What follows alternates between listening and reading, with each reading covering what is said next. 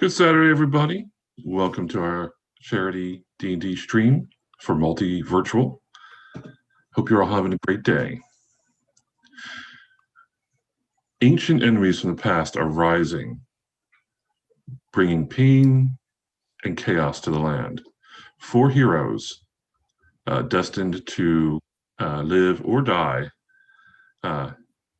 entering into an ancient temple to find out how this new power is tapping into the old power and bringing all the chaos to the land. My name is Sean Hillman, and I'll be DMing today's charity D&D stream called The Book of Lies. But let me go ahead and introduce the real stars of the show. Let's start with Bessie. Go ahead and introduce yourself. Tell us a little bit about you and your character.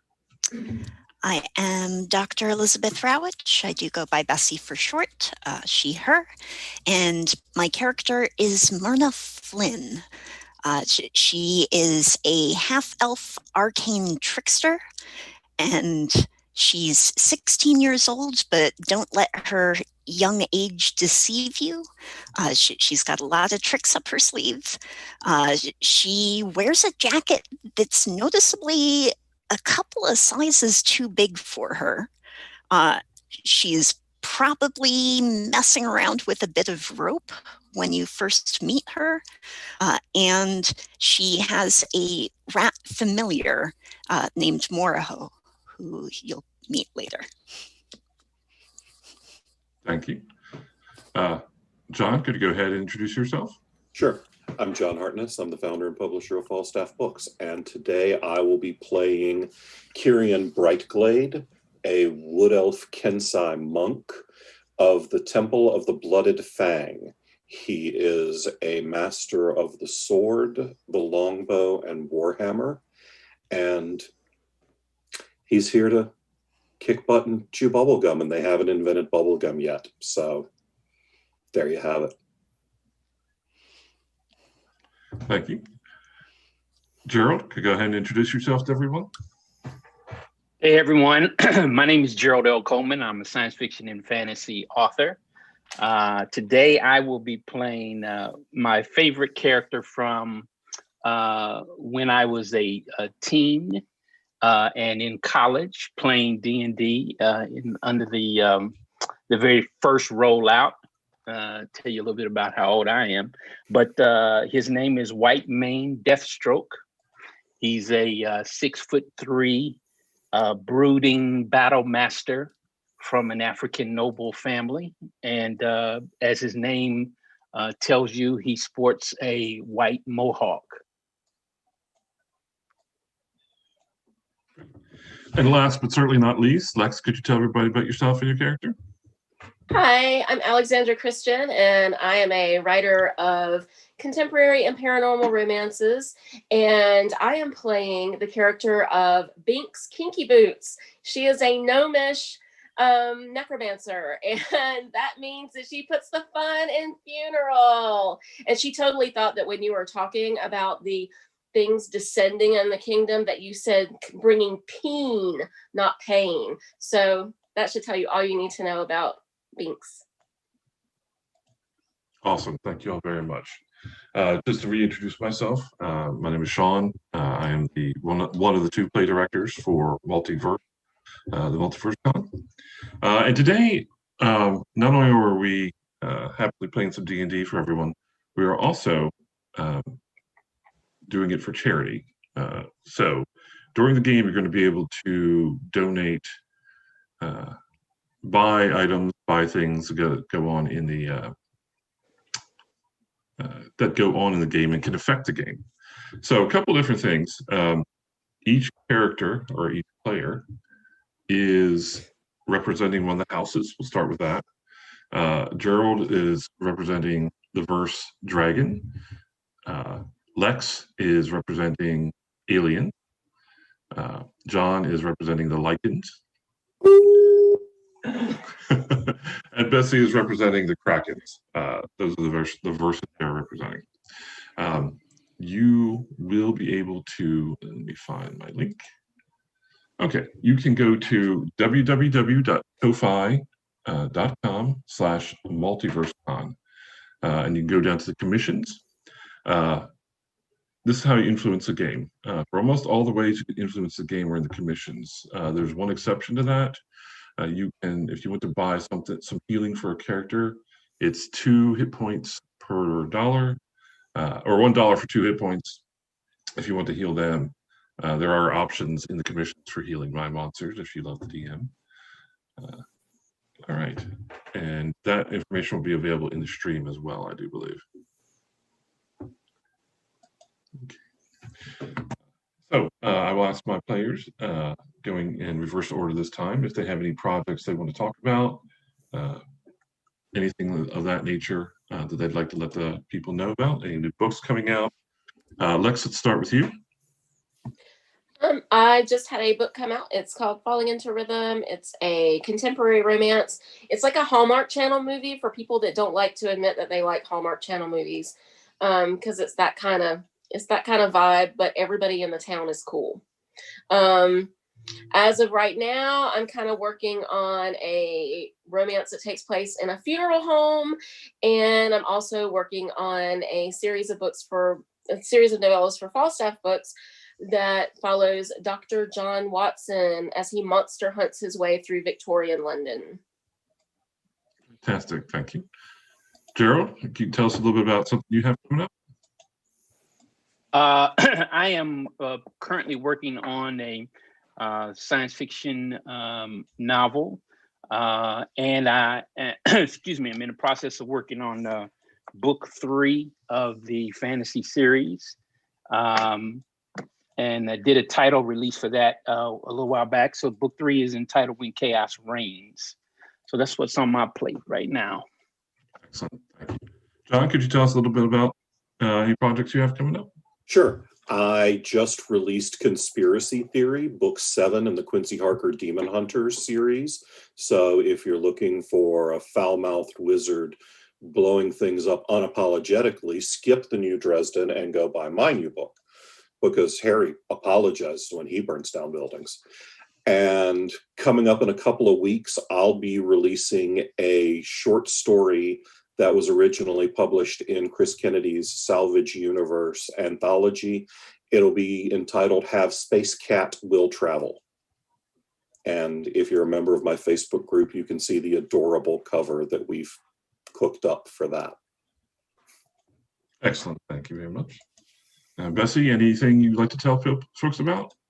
I'd like to give a plug for the Justice in the Machine panel happening later today as part of Multivirtual. It's 5:30. It's what my background from the Braithwaite Manor in Lovecraft Country is celebrating. A great conversation about the way that television is engaging with themes of social justice and how various shows are currently doing that. And I'm giving a talk tomorrow as part of the Cinematic Perspectives panel on merchandising and promotional tactics used by William Castle, a director from the 1950s, 1960s, and his various ways that he endorsed interactive viewing methods. So if you want to come learn more about cool, geeky film history things, follow me and check it out. Awesome, thank you very much. We highly recommend that you check out all the Multiverses and Multivirtuals panels that are going on this weekend. We appreciate those who've already stepped in and watched, and we appreciate all our guests for agreeing to do this virtual convention, which are not easy to do, for sure. Okay. We will begin here in just a moment, about 5 minutes. So folks, go ahead and get drinks, use the washroom, get prepared, and in 5 minutes, we'll be going on. In the meantime, I would just remind you that you can help out. I should actually read about the charity, the actual charity itself.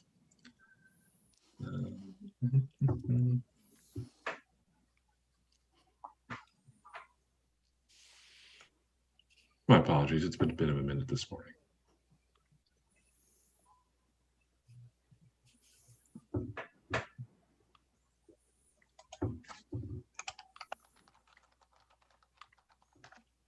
I feel you, man. My cat woke me up at 6 a.m.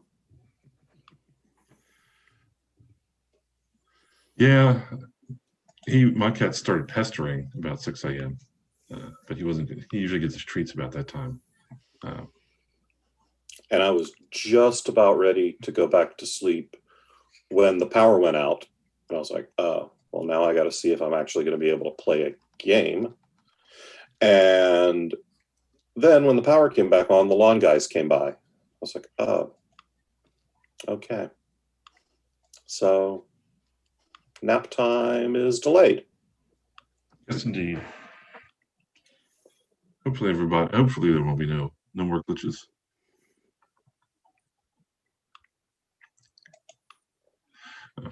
I've just been reminded too that one of the options for the charity stream here is if to make an NPC say something, it's just the NPCs. So the creatures I'm using, the people I'm using, you can't make a PC say something. Oh, but can you? I mean, I could be bought. I'm in publishing, for God's sake. I'm in genre fiction publishing. I can be bought, and I'm not really that expensive. He really can be bought, y'all. Lexx once saved her character from failing a death save in a campaign by bringing me chocolate-covered pretzels to a game.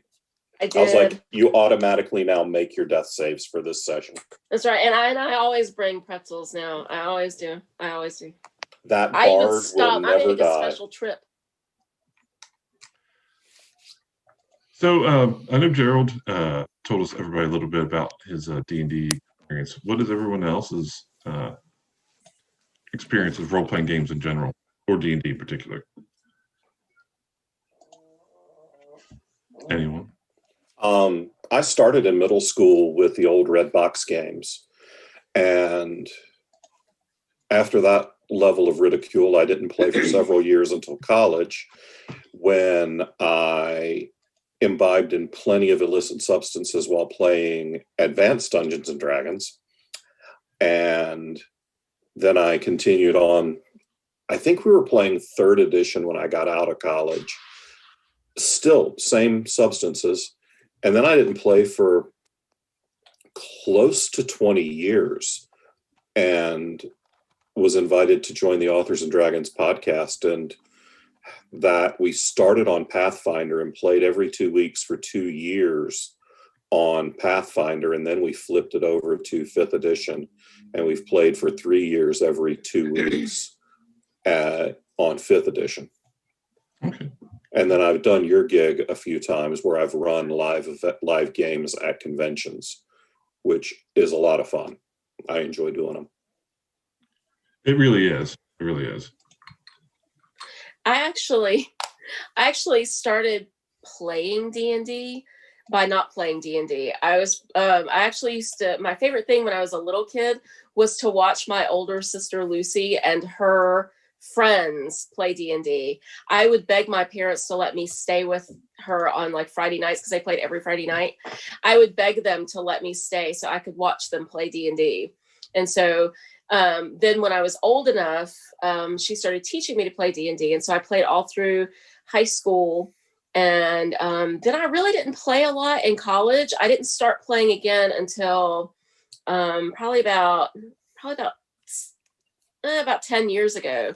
Oh Lord, I just dated myself really bad. But yeah, I started playing about 10 years ago, off and on with different groups. And I just started playing with a new group on Roll20, and I'm terribly bad at it. Nobody's bad at it. It just takes practice. Mm. You obviously have not listened to Authors and Dragons. Well, you know. You would think that after 5 years, we could find how to roll for initiative on our character sheets.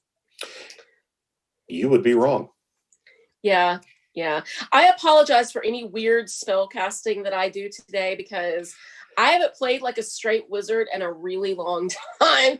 So yeah, I apologize in advance. But I did take Thunder Wave as one of my spells, John, just for you. Yeah. Yeah. I've been Okay. Well, you know, I did playing. all my playing on the very first edition. So when I finally came back to the game and trying to find, to John's point, trying to find my way through 5e has been a major undertaking. It's like, okay, wow. The Switch is so much easier if you just pretend that it's a completely different game and that nothing you've ever done tracks. Right. Because the whole idea of, wait, high armor class is good now? Right. That took me a year. Right. Right. Bessie, you were saying? I've been playing for about 3 years now. This is my first experience with Roll20, although I've watched other people use it. And yeah, we'll see how this goes. See how this goes. Okay.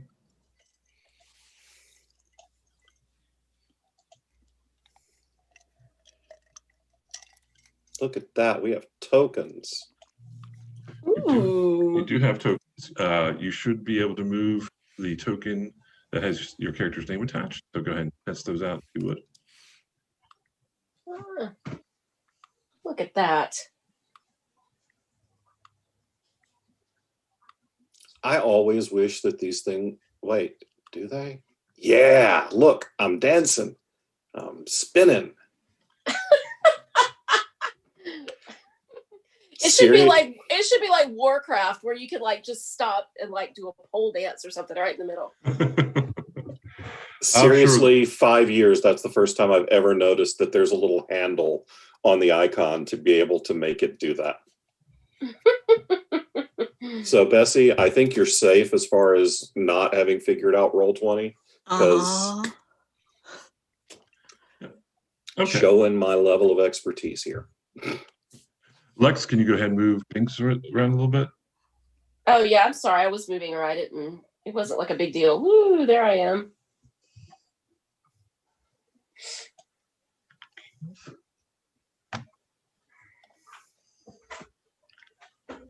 All right. So before you is the Tower of the Dragon. It's a sort of a new, old cult that's been cropping up in the cities across the land of Diceland, in the greater world of Quarantina or Quarantinia. And before you is the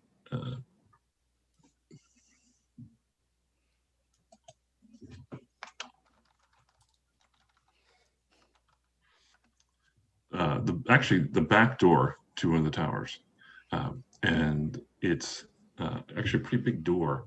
Everyone, go ahead and give me a perception check. Now, if you need to, you can roll your perception, which would be /R space 1d20 plus whatever your wisdom or perception skill is. Oh, Lord. Okay, so I'm sorry. Say that again. If you go on your character sheet and click the word perception, Okay.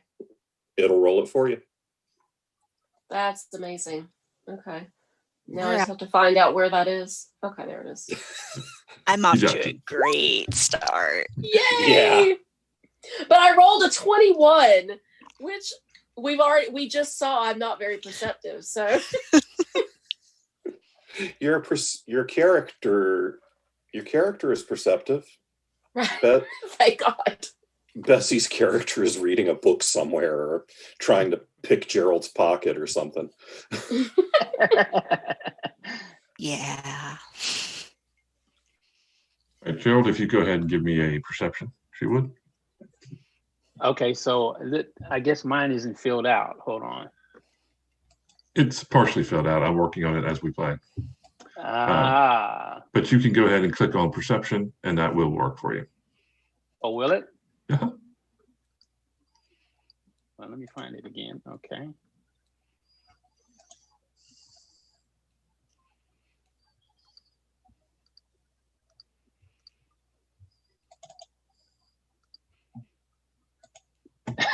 Nope, I deleted it.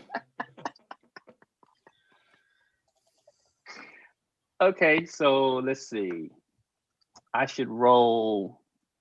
In your case, it's /R space Uh-huh.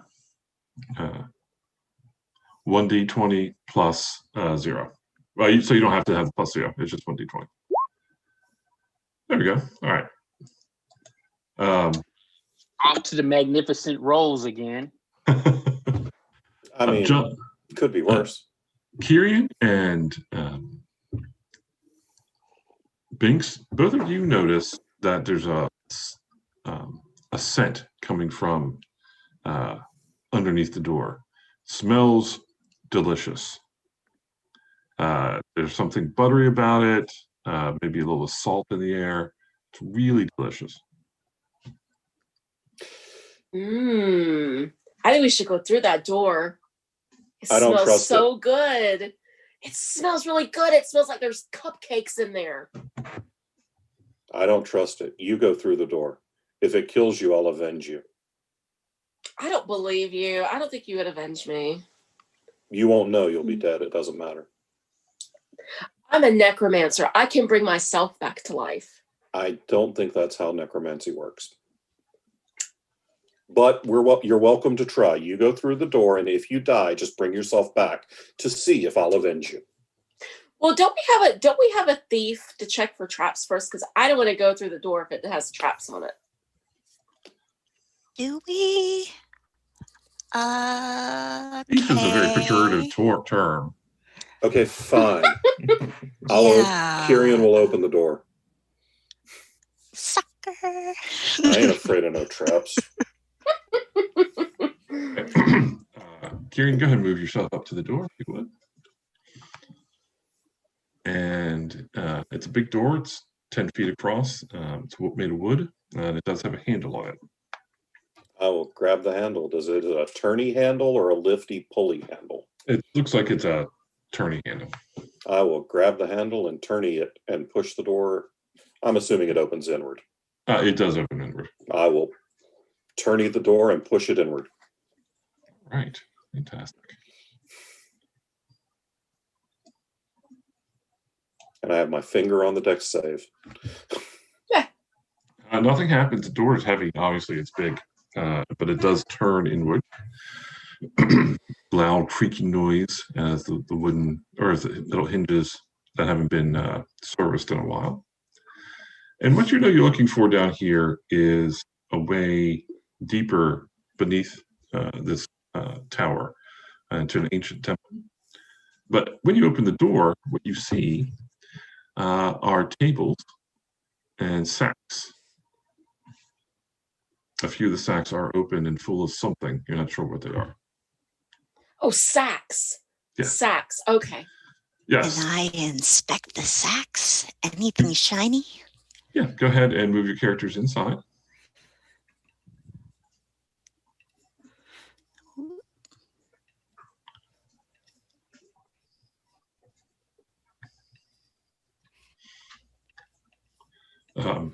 Whitemane and Myrna, you can now also smell the deliciousness that is going on here. As you guys go into the room, it's pretty well lit. Hey, Mr. Map, what are you doing?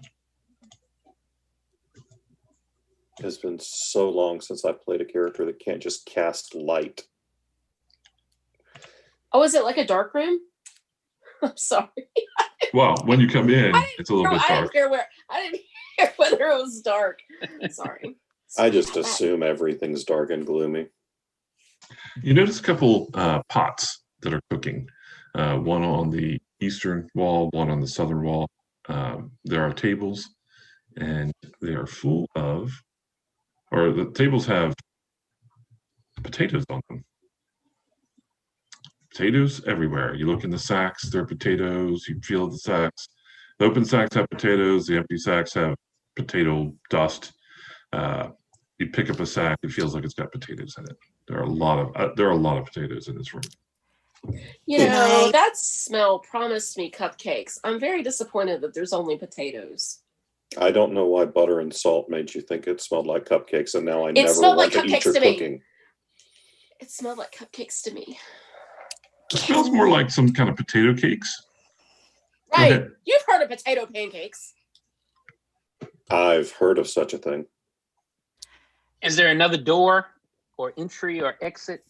There is a door, and actually, as you were headed towards it, or as you see it, whoa! I didn't say I was headed toward it. I just want to know if there's a door. There is a door. You notice that, and the door opens actually. Oh, great! While White Man's looking around checking for a door, can I pocket a potato or two? Oh yes, that's no problem. Assuming you want to. Oh yes. Okay. All right.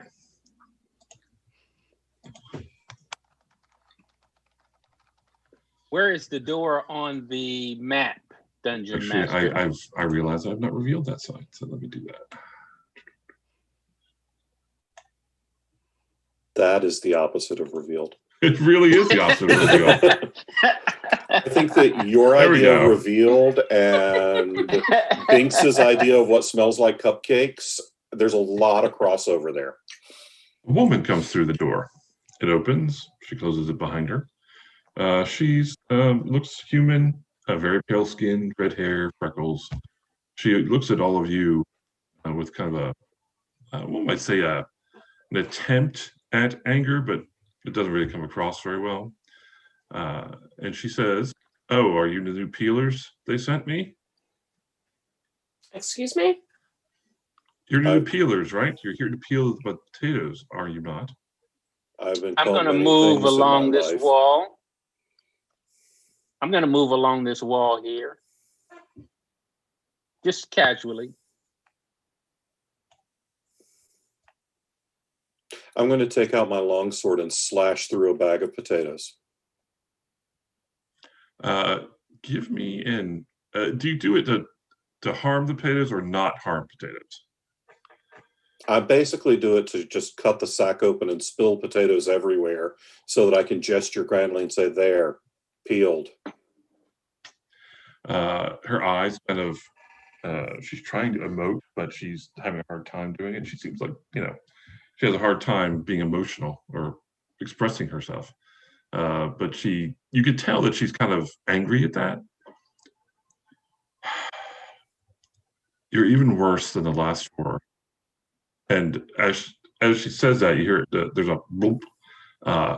White Man, give me a perception check if you would. So there's a sort of bloop sound from one of the pots.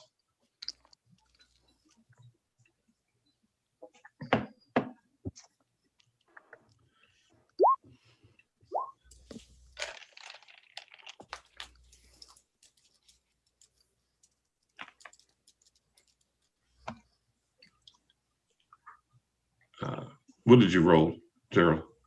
12. 12 again? Okay. Stellar rolling over here so far. All right. You notice, as she's speaking, that there's a hand that sort of comes out of the pot. When she says the last four, a hand sort of casually sort of rises to the top and then plumps back down. Okay, where am I seeing this hand? Right over here in this pot. Okay. What? Okay. She'll step a little further into the room, and she says, "Look, all I need you to do is peel the skin from the potatoes. It's not hard. Take your fancy weapons and your fancy ideas and just go ahead and do that while I work on the recipes." I'm motioning toward the pot, and I make a gesture with my hand. No, White Man, you should not stick your bare hand in the hot, boiling pot of potato stew. That would be a terrible. No, you should not cut your head off and put that in the tub of potato stew either. I think he's trying to tell us that there's a hand in that pot. Well, that's ridiculous. Why would there be a hand in the pot? That doesn't add good flavor. I'm going to move a couple of steps closer, just casually. I'm not running or anything. I'm just kind of looking around. I'm acting like I'm looking around the room and just moving a little closer. The pot? No, to the woman. Oh, okay. Okay.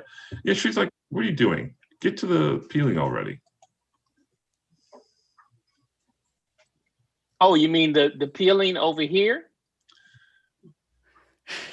She's like, no, over there with the potatoes. But I thought there was a table over here.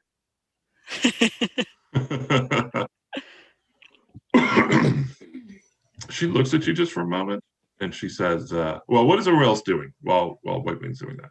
I'm walking towards the pot because I'm now very confused. I'm trying to walk towards the pot too. Okay. Not outside the house. Yeah, I was like, I think that's not the pot. That's not the pot. I'm on the wrong tool. That's what's going on. Okay. Binks, what are you doing? Well, the That's pot a discussion. good question. I'm just gonna go and sit. Oh, sorry. I'm gonna go and sit down on one of these little sacks of potatoes because I know that heifer doesn't think that I am peeling any potatoes. Okay. She, the potato mistress, looks at White Mane and she kind of narrows her eyes and she says, "You're not here to peel the potatoes, are you?" I don't know how I could have made that any more clear. You're not here to help me, are you? You're just like all the others. You don't understand. Potatoes are how we're going to conquer the kingdom. Potatoes are the way to people's hearts. An army does march on its stomach. I understand this, but I mean, I don't know if I'm here to help you or not. What do you want to? What the ever loving Idaho spud is that? All right. As you're speaking, the out of the pots come two creatures. They sort of ooze out of the cauldrons. And you can tell that there's butter and there's milk and there's swirling mass of spuddy goodness. And they sort of mash down to the ground and then they sort of rise up into a sort of fluffy, gigantic, large-sized mass. And little spud eyes appear that sort of wink open. And the spuds are going to start to walk here in just a moment. Okay, I tackle her. Okay, you're going to tackle her. All right, what does everyone else want to do? We'll roll initiative here in just a moment.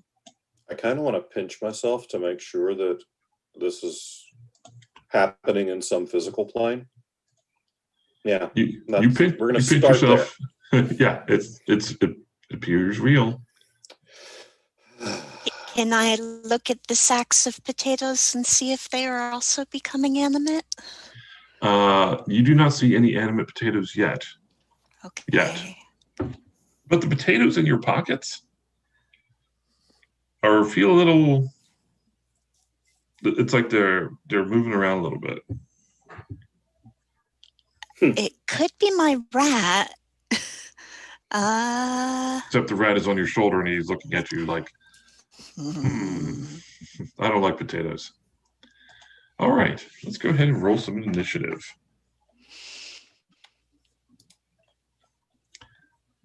And either you can click on your character and hit initiative on your character sheet, just like that. Yep. Or I will put your token in there for you. All right, so Kyrian will roll a 14. Okay. You've got 6. Gerald, you should be able to click on initiative on your sheet, and that should work. That should work for you. Okay, great. Awesome. Now I've got to roll for my... God, I cannot get above 12 right now. Okay. Can't get above 2 on what my dice are doing.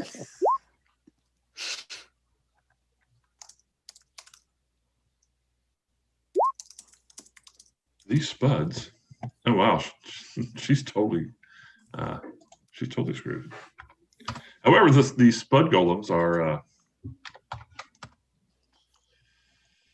gonna go pretty quick.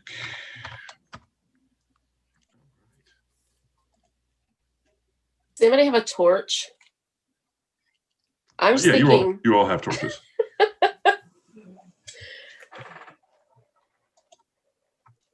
This would be a good time for you to have fireball. Who, me? Baked potato. Pretty sure that White Mane and I are not going to be casting any spells. Right. Twice, yeah, these are going to be twice baked potatoes here in a minute. Okay, Binks, you are first up. Damn.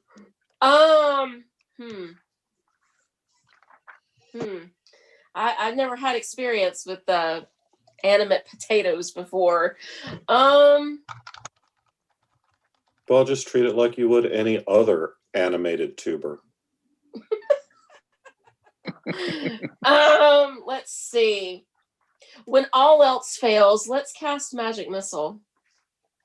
There you go. In the direction of the potatoes. Sounds good. Which potato? The large spud thing. All right, I'll give it dots on them. So blue dot potato and green dot potato. So blue or green? Blue in the down below. Okay, blue. Okay. And I'm not really sure how to make that happen on here. Can I just? It looks like you could do the /R Okay. space and at your level. I think it's like 9 darts, so 9d4 plus 9. Ouch.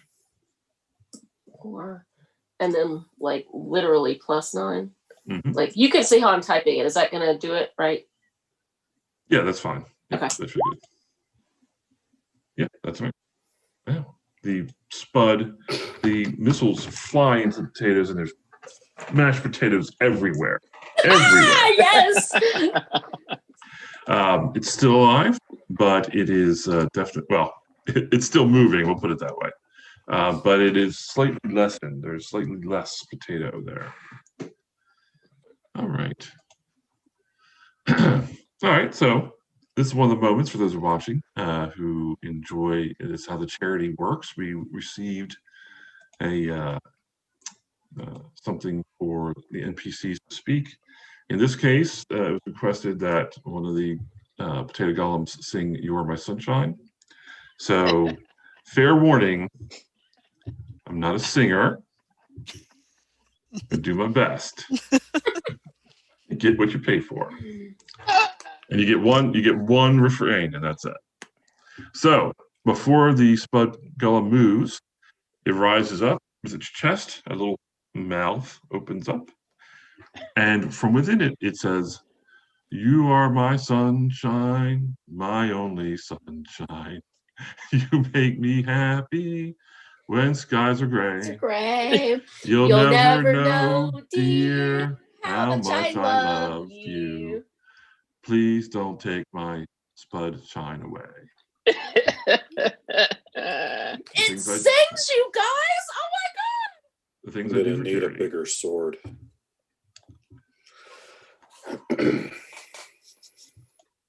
Okay. I kind of look over my shoulder as I'm tackling this woman and I say, "What the hell?" She responds, "My spuds are happy. Happy spuds." Okay. All right. Myrna and White Mane, you're both going to get hit by a spud pod or attacked by a spud pod. Myrna, AC 18. Yep, that hits. And White Mane, AC 13 actually doesn't hit you, I don't believe. No, it does not. Okay. Myrna, if you would please make a wisdom save for me. Well, I rolled higher than a 2. That's a 4. So you take 5 points of damage, and you are a bit distracted because, oh my gosh, it hit you. It hurt. But man, this potato, she's really good at making mashed potatoes. These mashed potatoes are really good. So your next roll will be a disadvantage. All right. Okay.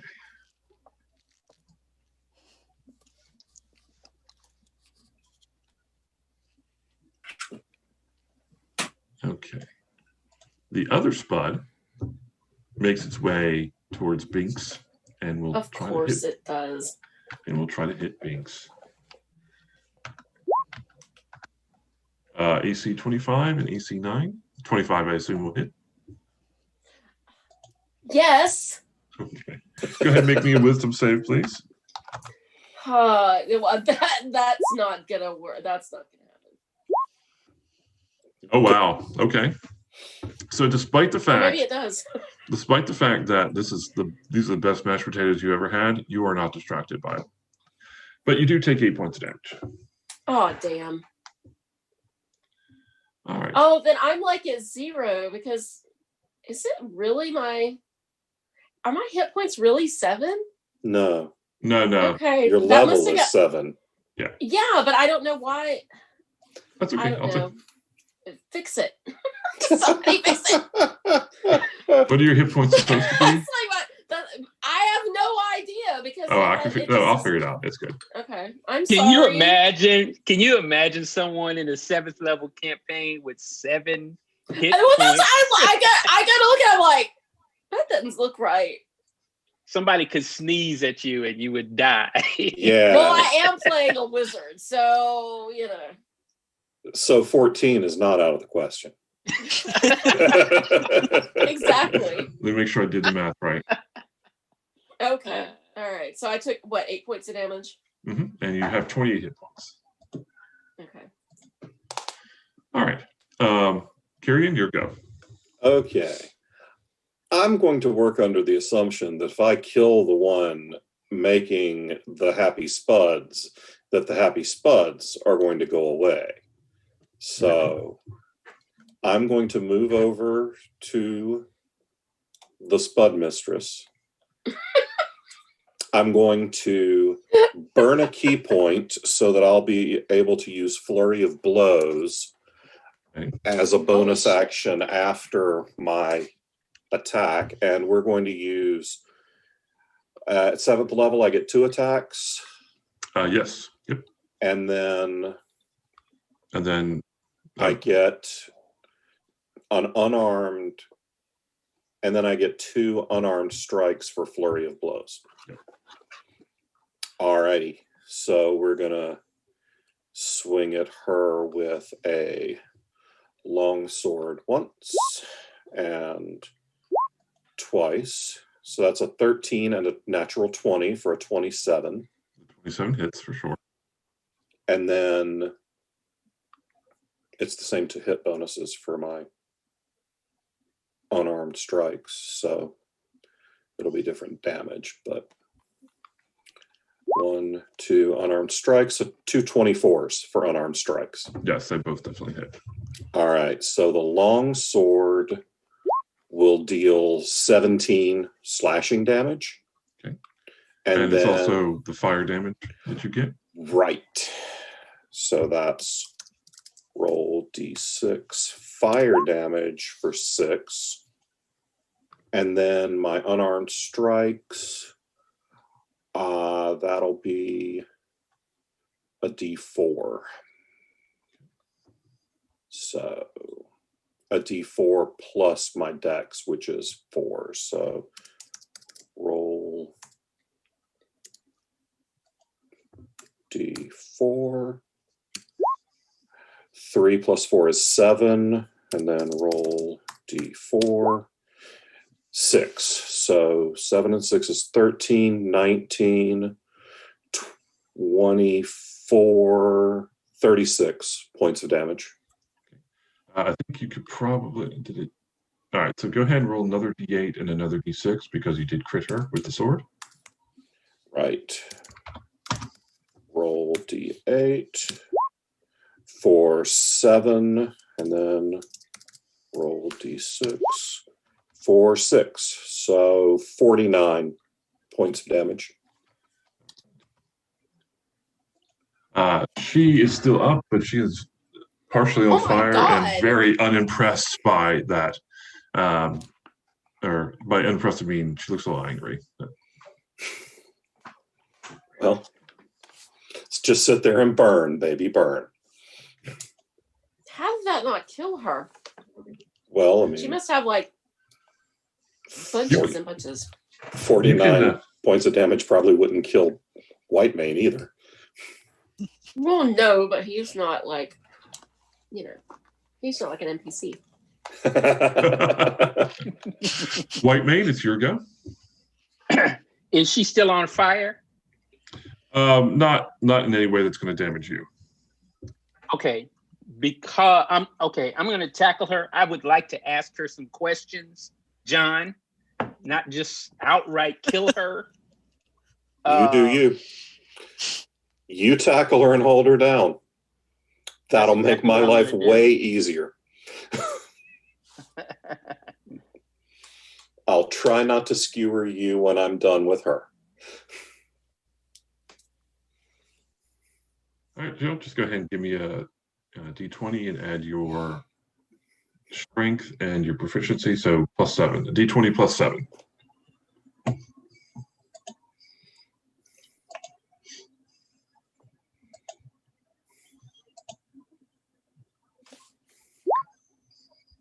$22.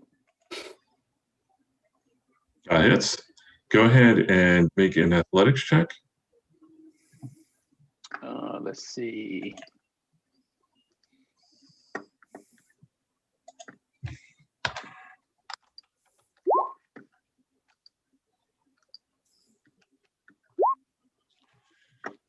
You do grapple her. Because she rolled a 1. Some days mediocre is all you need. She was busy putting the fires out on her robes, and then Whitemane just comes in and grabs her, and now she's struggling. Get off of me! And she's like trying to hit you with her wooden spoon, stirring spoon. All right, Myrna, you are miraculously healed for 2 hit points. Or you receive 2 hit points of healing from somewhere. All right. Perhaps the gods are favoring you today. Everybody's ganging up on this woman who makes the delicious mashed potatoes, and it's confusing. I guess I'm gonna come over here and to try to slash it, the mashed potato with my short sword. Okay. Your first roll will be at disadvantage, so roll twice, take the lowest. That's going to be a 14. 14 still hits, actually. Hey. And that doesn't actually let me roll it, so this is roll.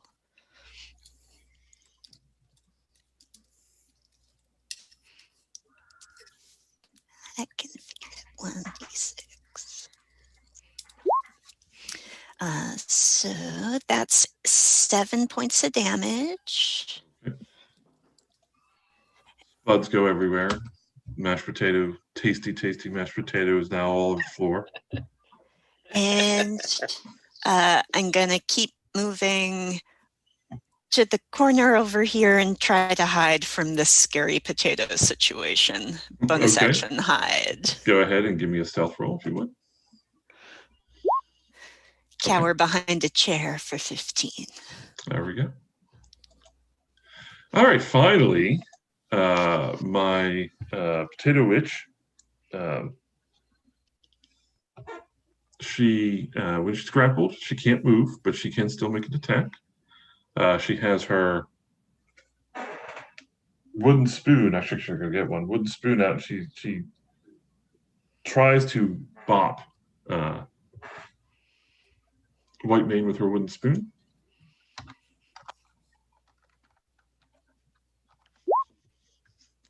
And does not. She does one of these and cannot hit Whitemane with a spoon. Get off of me! Get off of me! You fiend! Who's in charge of this tower? I will give you that one question. She will say, the grand propagandist is in charge of the tower. That's not secret. And she'll keep hitting you with a spoon, or try to hit you with a spoon. Binks, it's your go. Okay. There's a dangerous spud golem closing in. Okay. Can I run up to the spud golem and hit him with my quarterstaff? You certainly can. Not that that'll do much damage, but hey, whatever. I mean, it's potatoes, right? Sure, I'm sure they're not that dangerous. I'm sure it's fine. Okay. I can't remember if I got any.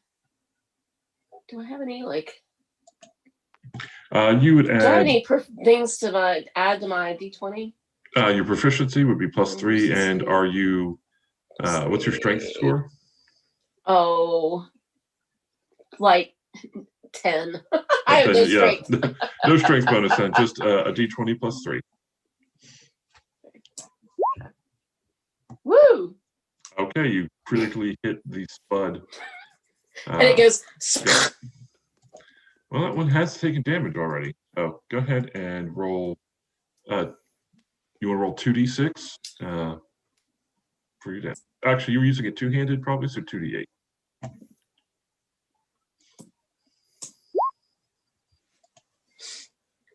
Woohoo! For 14 points of damage. All right, the spud is not looking good. Spud Golem Blue looks like he's or it's on its last legs. Parts of it are starting to peel And off. he looks delicious. It does look delicious. It looks like a very delicious.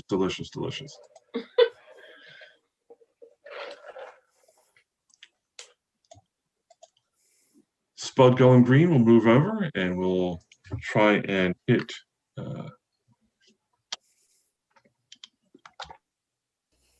Tyrion and one on Whitemane. And Whitemane, your AC 18. I think that'll hit you. Okay. What's the chance he's going to hit her? No chance. If he fumbles, if he'd rolled a 1, he would have hit her. Okay. So go ahead and give me a wisdom save. Okay.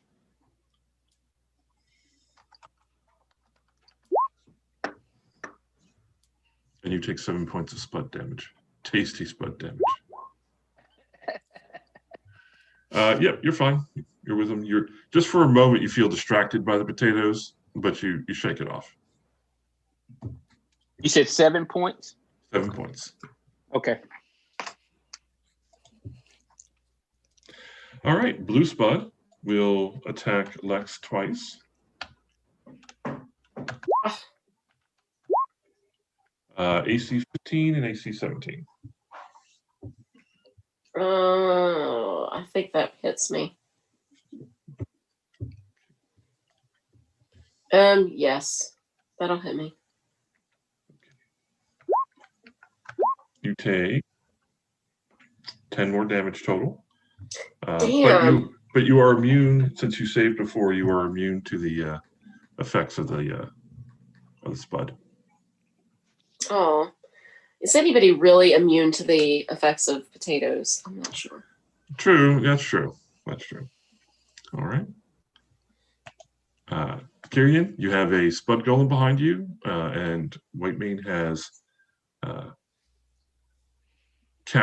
grappled the spud mistress, the potato mistress. If you call off the spuds, we won't kill you. Is that what you're going to say to her? Yeah. Okay. Does she say anything back? She looks like she's thinking it over. You think about it. I'm going to go beat the crap out of this potato.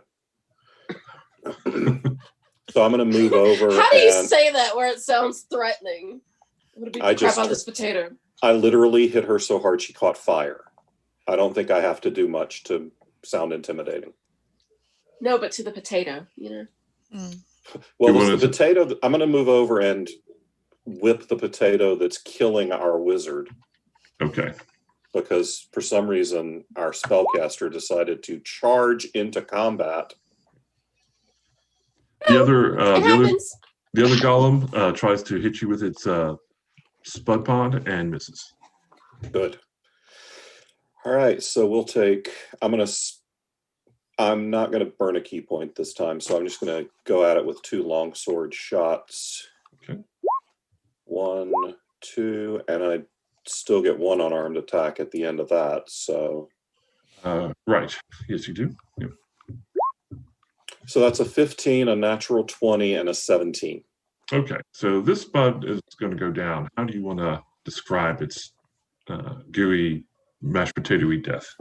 So Kyrian lunges in with his flame-tongue longsword and slices the spud up the center, cooking it from the inside out. And as he stops with the spud skull poised on the end of his blade, he stands perfectly still and vibrates, and spud explodes across the room. Everyone is covered in spud. You're Damn it. welcome. You totally got potatoes in my hair. You still have a head. You're welcome. I'm not sure. I'm not sure either. So Whitemane, Kyrian had told the Spud Mistress that if she surrendered and called off the other golems, that she would be spared.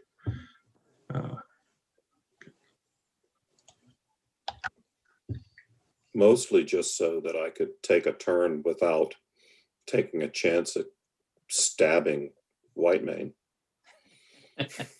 Okay, I'm going to do a disarm attack to remove the wooden spoon from her hand. Go ahead and just give me a D20. Oh, yeah, and then, okay, yep, the D20 plus 7.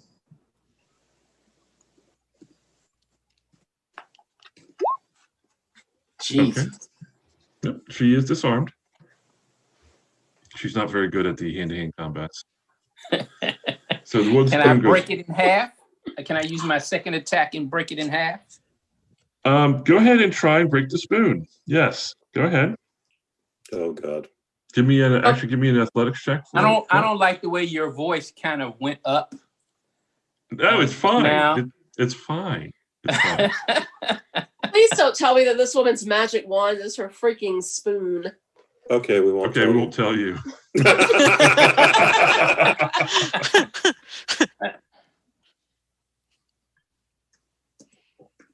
Yeah, just give me an athletics check.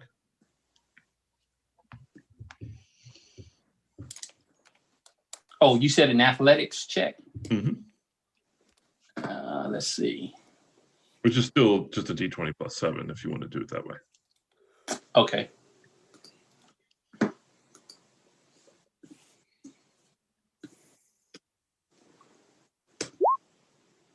Jesus. Okay. Well, you think that you should be just able to snap this wooden spoon in half.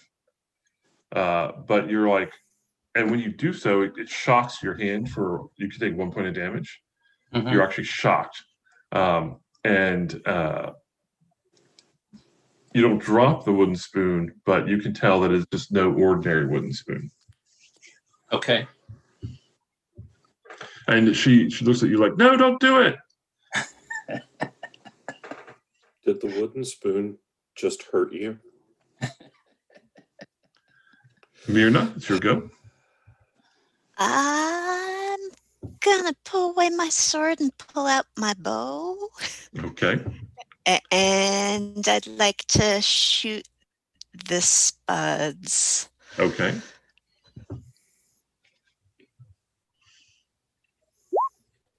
That hits. Excellent. And I believe Whitemane's within 5 feet. Yep, and she's within 30, or she, I should say, the spud is within 30 feet of you. So yes, you're good. Yeah, but that should qualify for sneak attack. That's gonna hurt. Yeah, it is. What was my sneak attack? That's going to be 5d6. Plus 4, that's 23.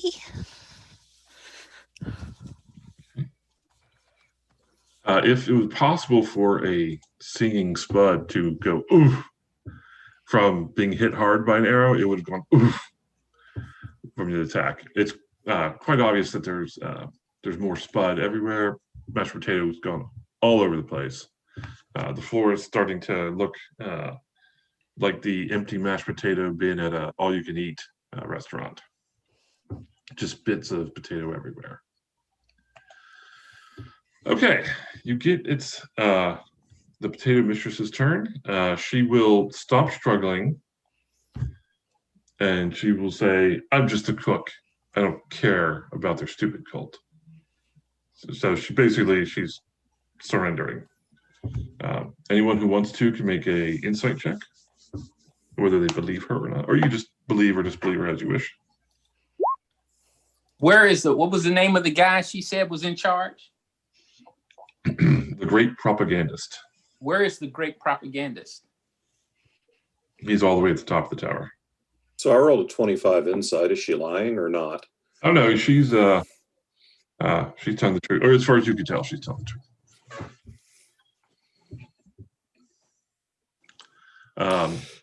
Binks is magically healed for 8 hit points. Oh, yeah. Thank you, folks, for contributing. What do you guys want to do with the spoon? Shall we give it to our resident magic user, or you want to dispose of it? Can we use the spoon to make more magical potato things? Or is it just, I'm asking, well, I don't think the magical potato thing will answer me, so yes. She's like, well, it's a complicated recipe. It takes a couple days. In theory, yes, you could do that. Give me the spoon. You want the spoon? I'll take the spoon. You never know when you're going to need a potato golem. Okay, I handed the spoon. It's not really that we trust Binks to use the spoon wisely. We just don't want you to have the spoon anymore, because you can Binks obviously definitely not be trusted with control of potato golems. There was no garlic anywhere in these things. So your potato golem creation privileges have been revoked until you, young lady, learn the appropriate use of bacon. There's no cheese, you know. Everybody's a critic. Everybody's a food critic. What's the best way to get to the top of the tower? I asked him. You go in the front door. That's the only way up? There's a stairway, yep. A heavily guarded stairway. What a janky tower with only one way up. What's that about? And she's like, I'm not an architect. Not much of a potato golem cook either. Do you usually get to the top another way, Whitemane? I'm going to use one of the sacks to clean off my sword. Okay, good. All right, let's go. There's only one door out. So, did you all want to search the room first? Search her or anything like that? I mean, I was going to kill her, so. Is there anything in the room except for these sacks of potatoes? I mean, like, are there like pots or chests? There are pots, there's sacks. There is a grate in the far corner, lower corner. Great. That leads down. Ooh. Can I inspect the grate? Yeah, you certainly can.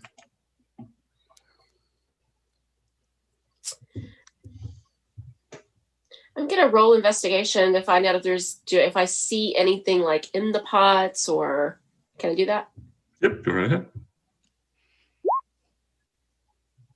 I rolled a 26. Okay. In the pots, it's pretty clear that she's been cooking not just potatoes, but also probably other ingredients. There's people bacon in here, you know. And Like, is it like bacon made of people, or is it like bacon for people to eat? no, Yes. it's bacon that's made of. Well, yes, both of those are true. Oh. Okay. Good to know. I asked her what she finds. There's like bacon made out of people, and there's like this it's a kitchen of horrors over here, okay? Is it bacon made of human, bacon made of dwarf, or bacon made of relevant creatures that I care about? All three. All three. See, I was gonna let you go, but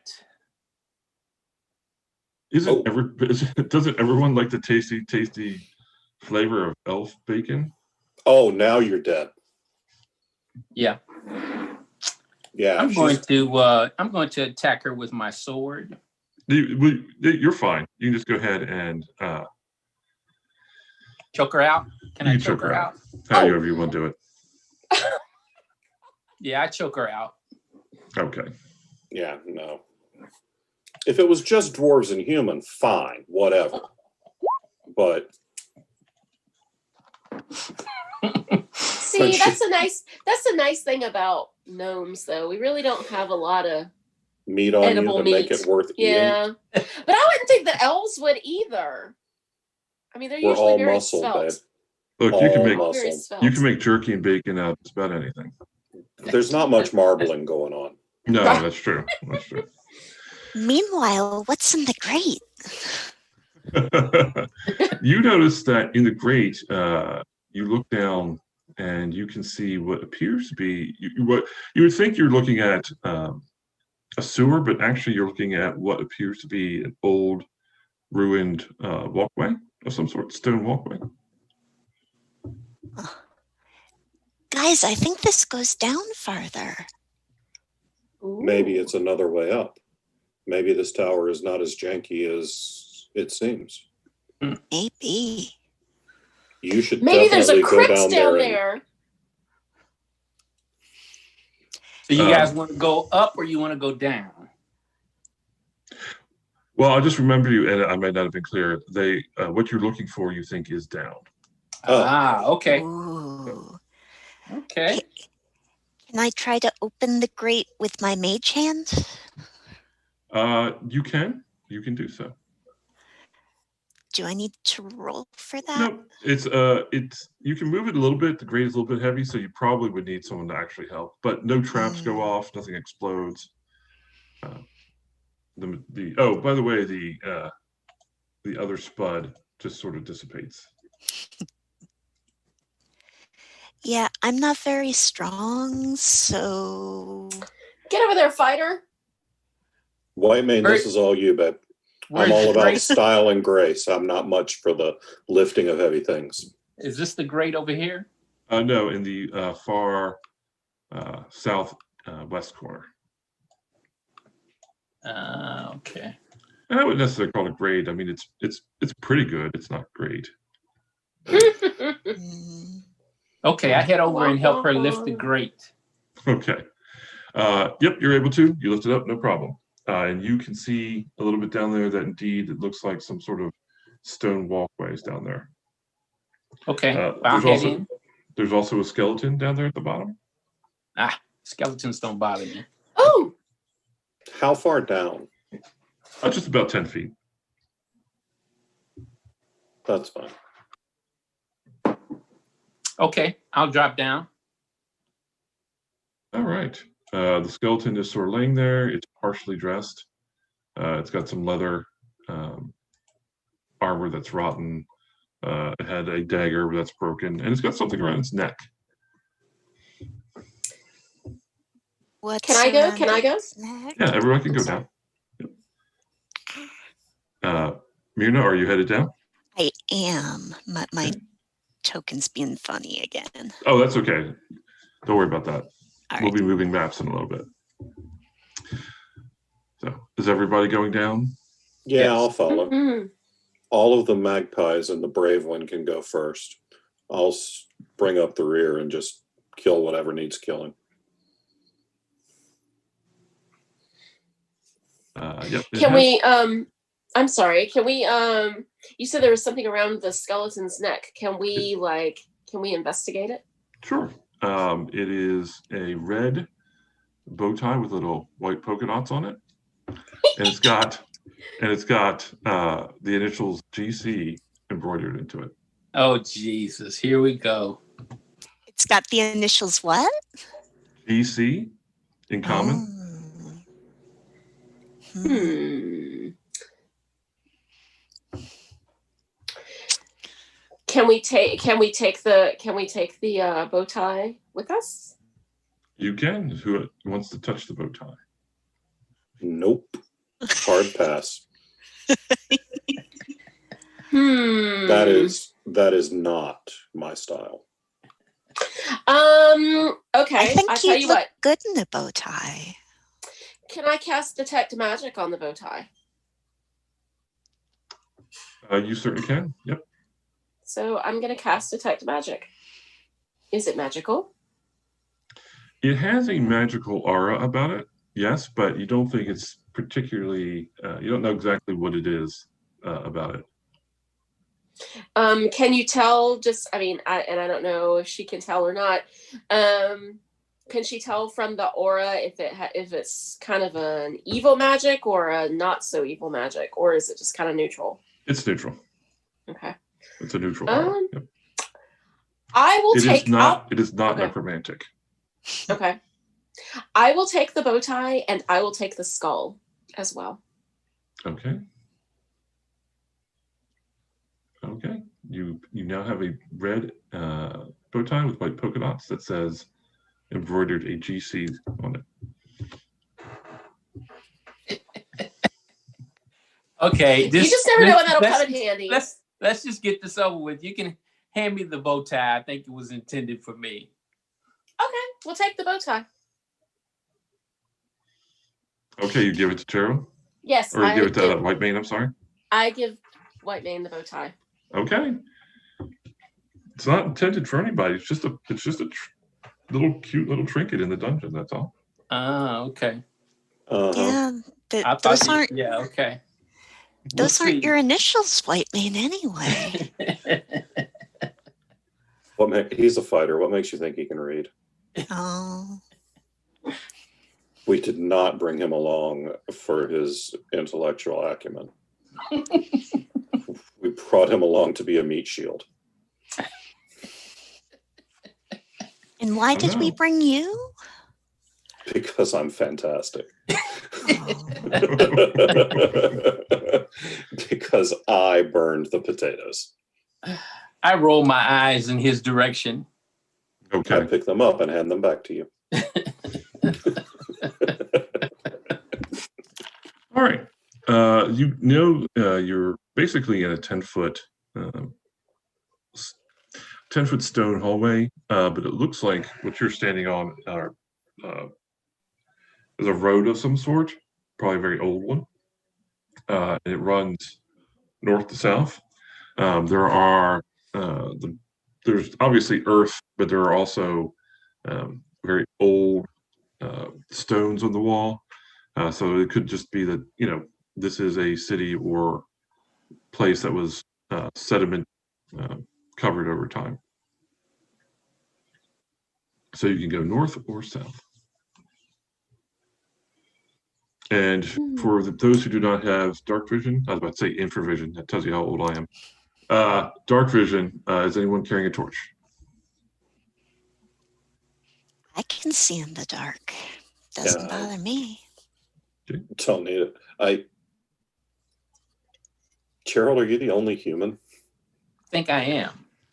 I hope you're carrying a torch then. Yeah, I like. I don't think the rest of us care. So the way it works now in 5e is that you have like a little thing on your backpack that you can carry around, and you can light the torch on that. So Okay. So you can keep your hands free. Okay. Wow. Cool.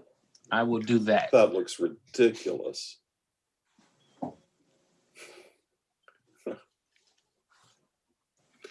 So which way would you all like to go, north or south? It's difficult to tell if there's one way better than the other.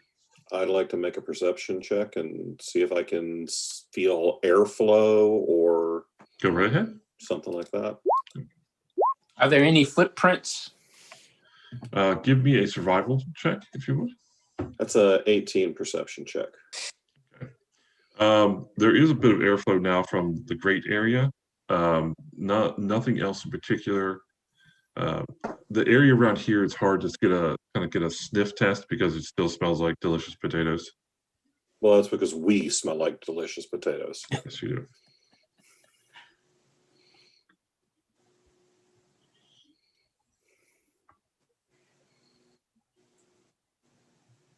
Which direction? You were looking for footprints. Yep. Just go ahead and roll a survival check, if you would. Okay. So you note that something slithered south recently. Something slithered to the south. You It should was definitely big. lead us in that direction. It was big, whatever it was. It was very big. Let's go. Okay. Sounds like there's nothing to kill to the north. Lead the way. Okay, let's go. Trucking south Okay. with a shining example of blazing humanity close behind. Take that to Oh, me. come on. He's whatever you literally like. holding a torch for the party. He's carrying a torch for the party. I don't blame him. You carry a few, maybe 100 feet. You come to what looks like a kind of a T-junction, but the streets sort of go to your left and right, sort of angled. In front of you is an old building. The wood is the door is completely rotted away, but the stone of the building is still there. Can I continue to see the trail left by the giant snake? You do see a bit of trail headed to left and to the right. It looks like it's come and backtracked a little bit. Okay. Can I tell which is newer or most recent? Go ahead and give me another survival check, if you would. It's hard to tell. It's hard to tell which one is most recent. Yeah, it would be with an 8. I want to use a perception check to see if I sense or hear or smell anything inside the building that's going to jump out and need to be walloped. Okay, go ahead. All right, that's a 14. You do not sense anything from inside the building. There is a few cobwebs, spiderweb thing, but even those look like they haven't been inhabited for a long time. All right, well, let's go to the right. Okay. Yeah, the thing is gone. It's gone back and forth. So, and Yes. I can't tell which way is most recent, but it's gone both ways. So if we want to go to the right, that's fine. Okay. Now we're going to see if Kirian has the same sense of direction as I do, which would mean that we should absolutely have gone to the left. You do head to the right, and you make your way down through some winding streets, as it were, and you come to some fallen rubble. The trail stops at the rubble, but not directly. It doesn't directly go into the rubble. It just sort of stops near the rubble. And there are small, gnome-sized footprints all over the place. Binks, what did you do? I didn't do anything. Gnome-sized footprints. I don't remember coming this way.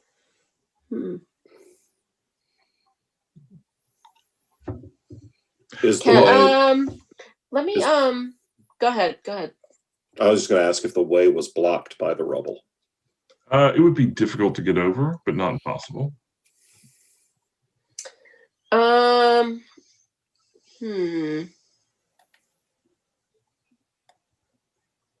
So is the rubble like, I mean, is it just like rubble across the road where we can't get across the road? Where you can't cross it easily. Yeah, it looks like it recently fell, maybe from construction or whatever above. So it wouldn't be easy to cross, but you could probably climb across it without too much trouble. Or we could just go back and go to the left and assume that my sense of direction is completely borked. Well,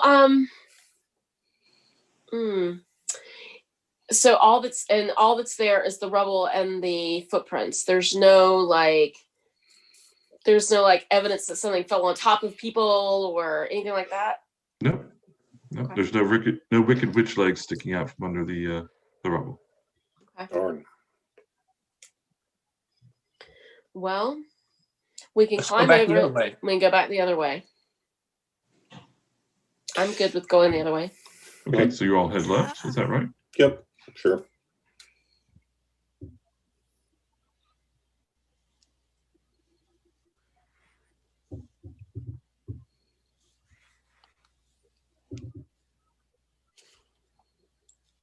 Dun, dun, dun, dun, dun, dun, dun, dun. All right. You all go left, and again, it goes down some winding roads, but this one looks like it's been cleared out. There are a couple other spaces where you see the slithering stop, and the gnome-sized feet have walked around either a building or a pile of rubble. Some of them have been disturbed here and there, but then the slithering continues. A gnome and his snake. It appears that they're traveling together. Is this a thing that gnomes do? Just randomly run around with giant snakes? None of the gnomes that I know, but to be fair, I haven't really lived among gnomes for a while. So maybe it's a new fad. You know, there's no accounting for fashion. Right, exactly. Snake fads. Should we follow? I say follow him. Let's go. Nothing better to do. All right. We're all potatoed up and nowhere to go. True. All those carbs, you have to walk them off. That's right. Right. Literally, as we're dripping potato with every step. I was about to say, I hope we're not trying to hide from anything, because they're going to be able to follow us. Because we're dripping potatoes. I hope it doesn't particularly like or be drawn to the scent of potato. That stuff was being cooked up for someone. That's true.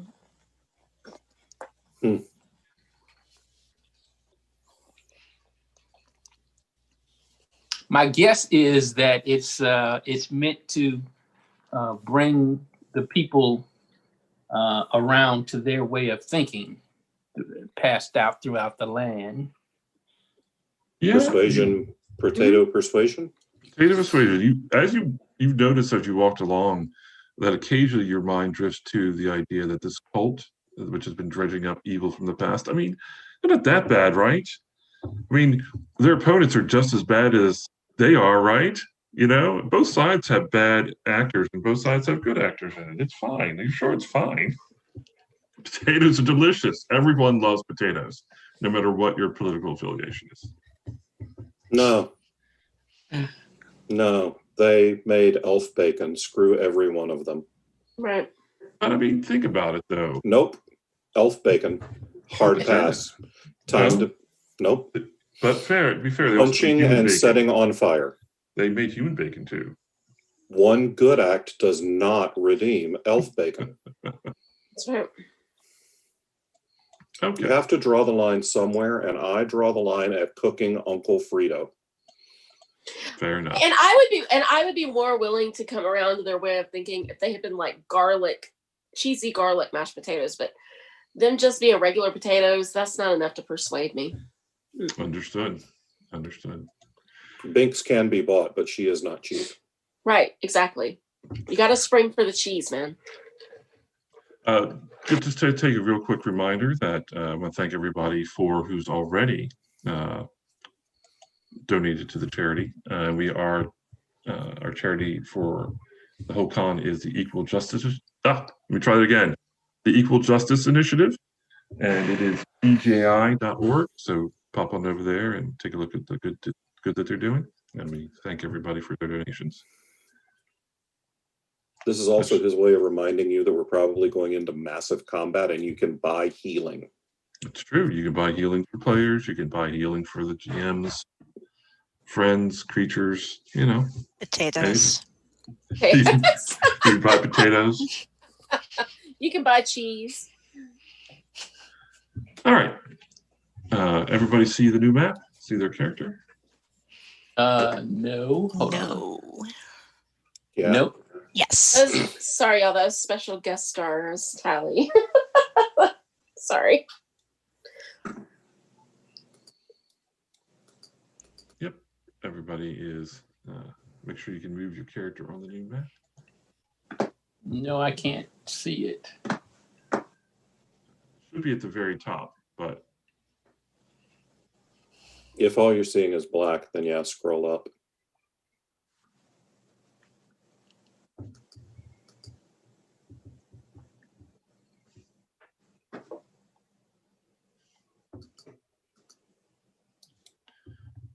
and if that's still all you're seeing, go ahead. You hit F5, and that will refresh the screen.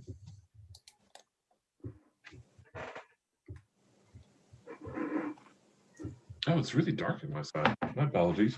My apologies to everyone in the stream. I mean, you're not really here for my face anyway, but now you can see what I'm drinking.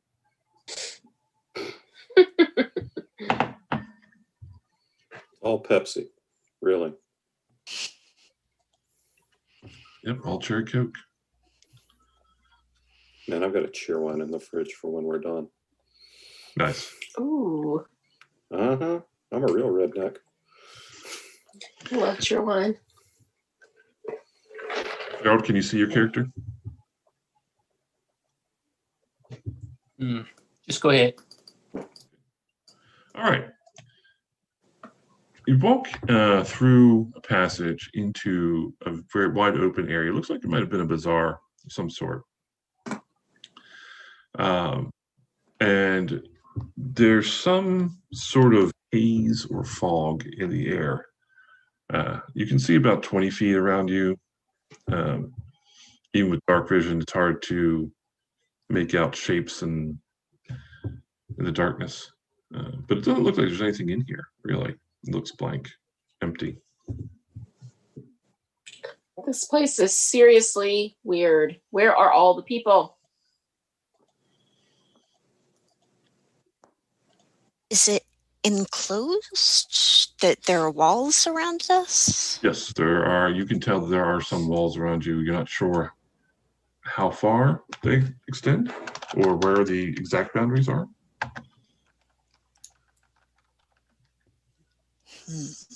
I'm just going to walk forward. Yeah, I'm gonna walk. I trust my ability to punch anything that jumps out at me. Okay. As you're walking,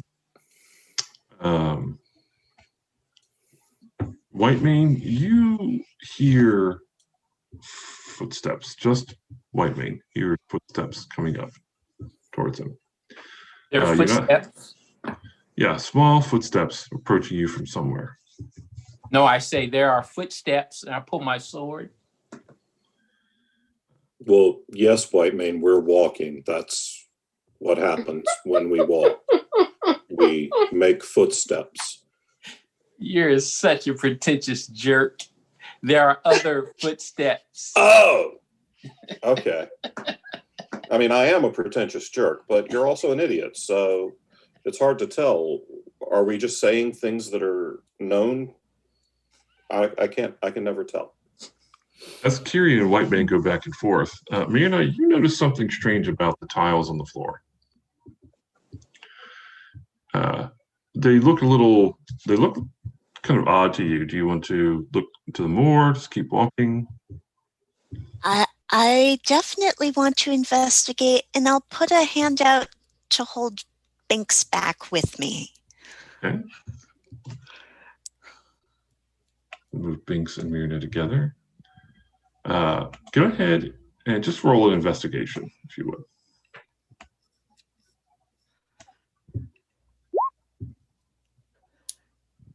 Okay, that's good enough. What you notice, I just moved White Man and Tyrion a little forward. What you notice is that if you move away the dust from these tiles, the image on the tile is of like a framed picture with spoons on it. Ooh. Huh. And you notice that every other tile is like that. These people are obsessed with food. I'm going to reach into my pocket for one of the potatoes I grabbed earlier. Okay. And I'm going to yell spoon really loud and throw the potato down the hall. Okay. Everyone watches Myrna yell spoon, and she throws the potato down the hall. No, that's a potato. Well, Binks took the spoon. You see Fair enough. a gnome, walk up to you, and behind the gnome is a two-headed snake. And the gnome got his finger out like this. I want words with you, sir. I'm the only one who can see this? Yeah, no one else sees this. Oh, great. Okay, I can see, Party, I can see a gnome and a two-headed snake ahead. There are no other parties here but you and I. I have words with you, sir. You have taken something of mine. He claims there is no one else here but him and me. Tyrion's going to move back to Myrna and Binks. I think that the lack of hair has allowed his brain to be frozen. And the sides of his brain are now pure ice. And he's done. So just hang back a little bit. I cast invisibility and I disappeared. No, you haven't. That's the thing. You haven't disappeared, and there's only one gnome here, and we brought her. The gnome looks up at Gerald, at Whitemane, and says, I am Garfield Chapman, and you have stolen my bow tie.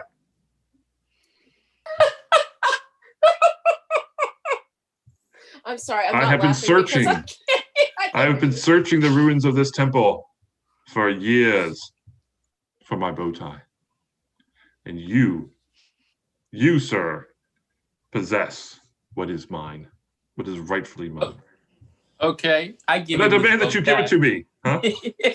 Here's your bow tie. He looks at it, he puts it on, he's like, oh, that was easier than I thought. Am I still the only one that can see him now that he has his bow tie? Yes, but everyone else sees you take the bow tie off and hand it to something, and then the bow tie just dissipates. Huh. I didn't know he could do magic.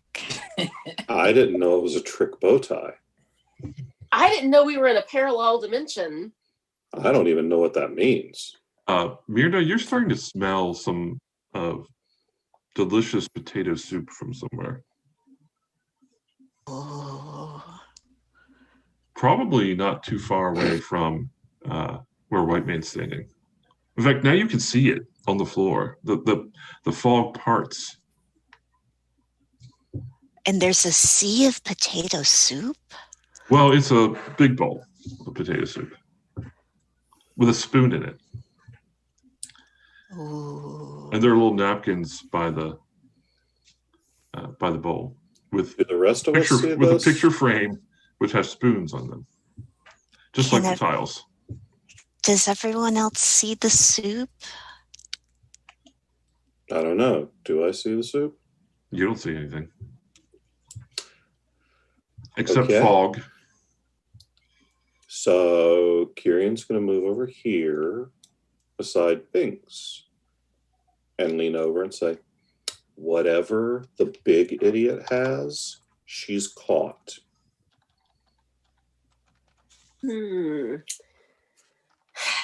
I'm starting to feel a little bit funny about where we've gone. I think we've taken a wrong turn here.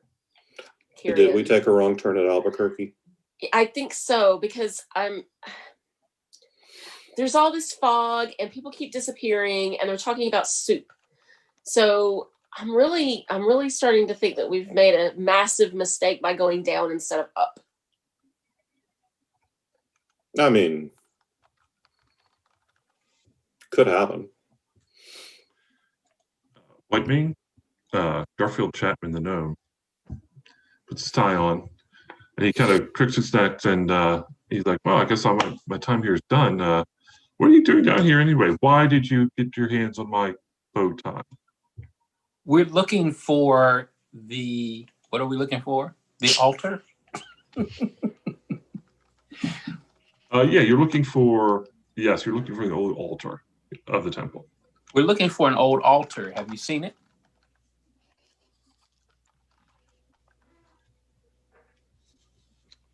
Oh. I might know what you're talking about. It's a good distance, and he says it's beyond the stones. You go, instead of coming here, you go the other way, and there's a thing of stones. If you get over the stones and you walk a little ways, there's an altar of some sort. There's a big stone. There's a lot of stones down here. He kind of just nods his head.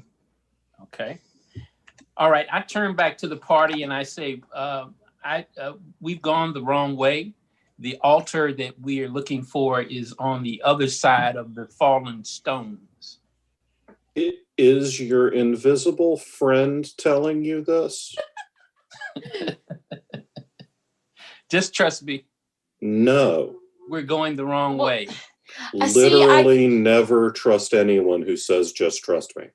Well, I think maybe in this case that he might be right, because I'm seriously starting to think we're in a big bowl of soup. Because go ahead. Fiona, do you interact with the soup at all?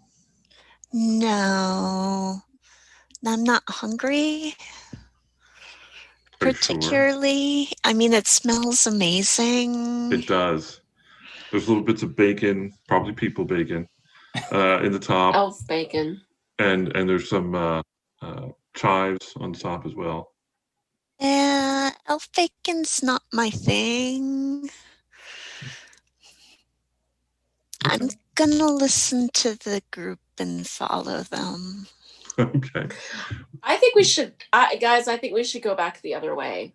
I want to roll persuasion and convince them that they should not take the advice of invisible gnomes, or frankly, visible gnomes.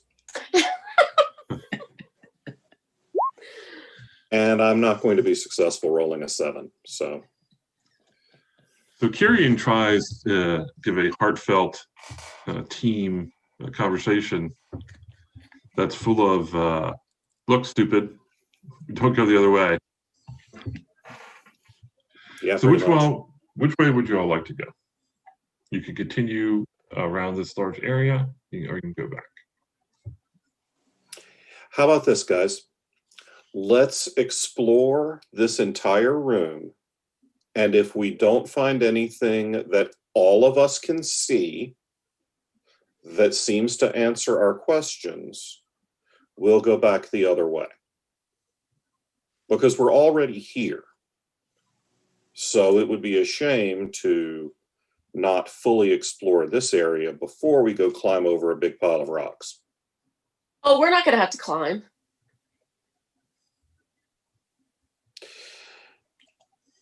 When the necromancer smiles, it's already too late. Just laying that out there. Would you all like to investigate this room fully? Okay, I'm going to head over here and whisper to my compatriots, this guy's a real blowhard. You don't have to whisper. That's just true. Yeah, why don't you start the exploration and we'll follow you? I will say this, that just for the sake of saving time, it's probably easier to do what he's asking, to investigate where we are. That way we don't have to come back again. Yeah. That's fine. We can investigate. Okay, everybody give me an investigation roll, if you would.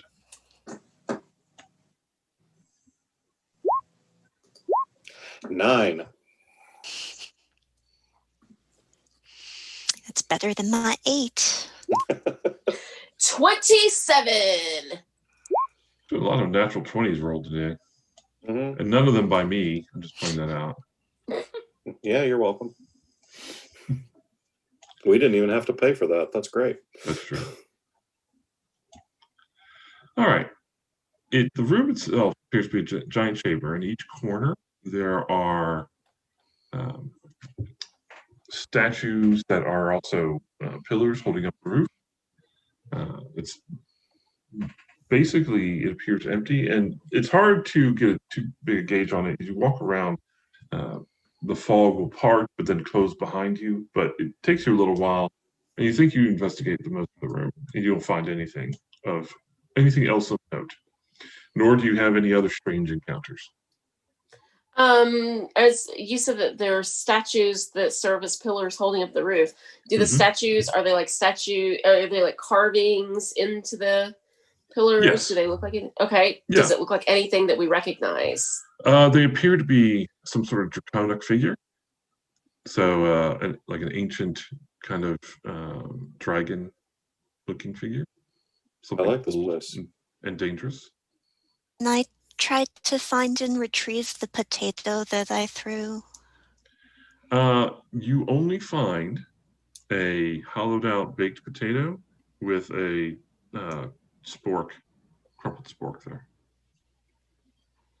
Can I pocket the baked potato? You can pocket what's left of the baked potato. If it were I'm really possible- starting to think that we're in a big giant bowl of soup. I'm really starting to feel that way. If it were possible for the other potato you found, to be sad that its friend's been baked, you would feel that. But of course, potatoes don't have feelings, so of course that's not coming on. Has anyone found anything, or should we head back? I found half a baked potato with the spork in it. So heading back sounds great. But now at least we've explored and found some really cool statues. And anyone who wants to go ahead and give a history roll on the statues, you can go ahead and do that. 10. 21. 8. I'm starting to think that I've got like a weird thing hit for my rolls, because I'm rolling really well for me. Like, I don't normally. Usually Lexx will go through 3 different D20s in a session. Yeah, exactly. Oh, I understand. Yeah, roll 20. RN Jesus giveth, and RN Jesus taketh away. Yeah.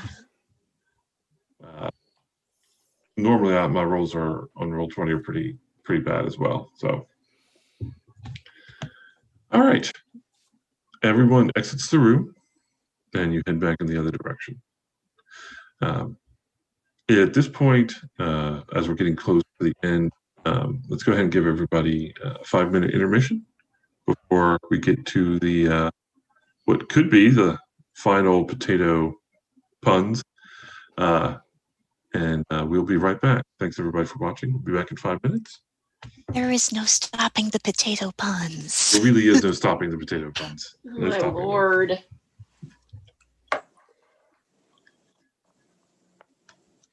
I really like playing an unmitigated jerk.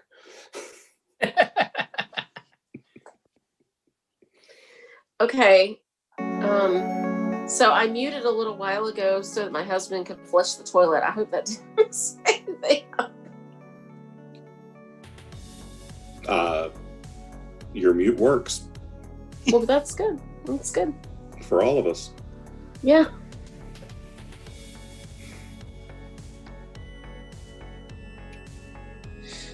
Okay, I'll be right back, you guys.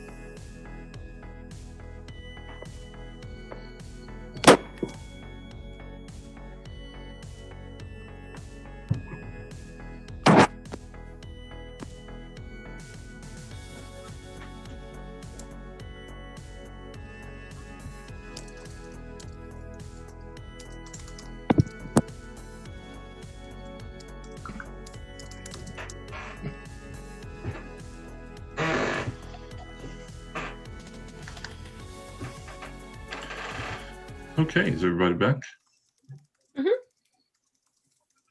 Sounds good. Take this time to remind everybody that this is the multi-virtual charity D&D stream. We are taking donations for the Equal Justice Initiative, EJI.org.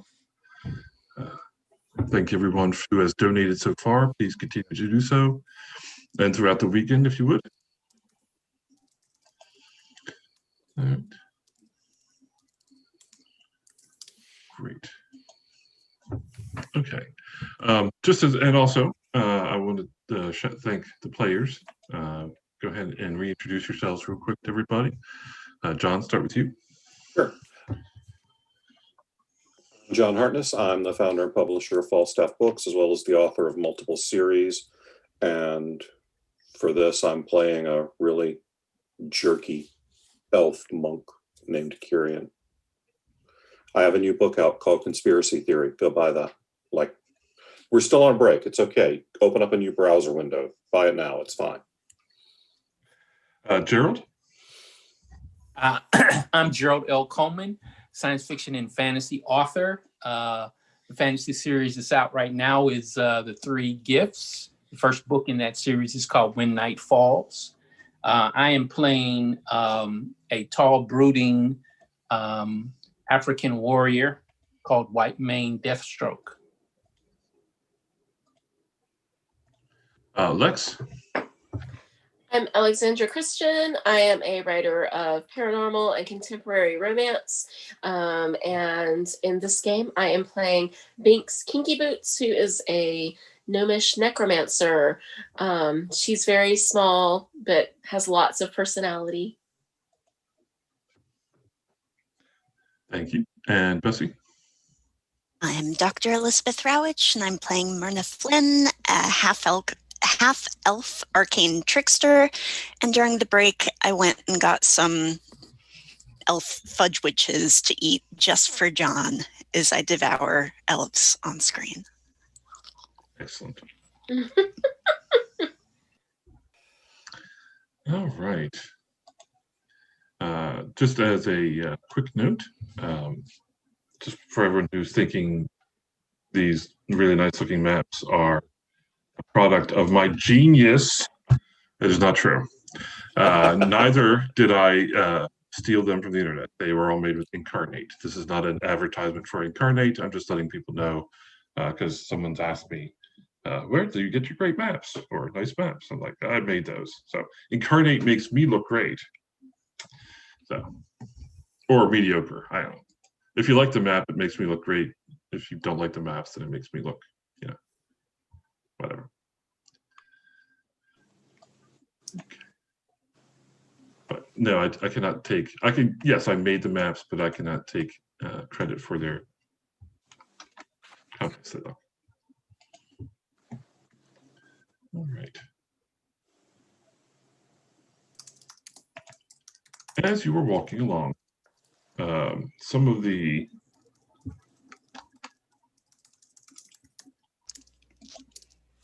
potato madness has worn off. You feel yourselves less inclined to forgive the excesses of the cult and their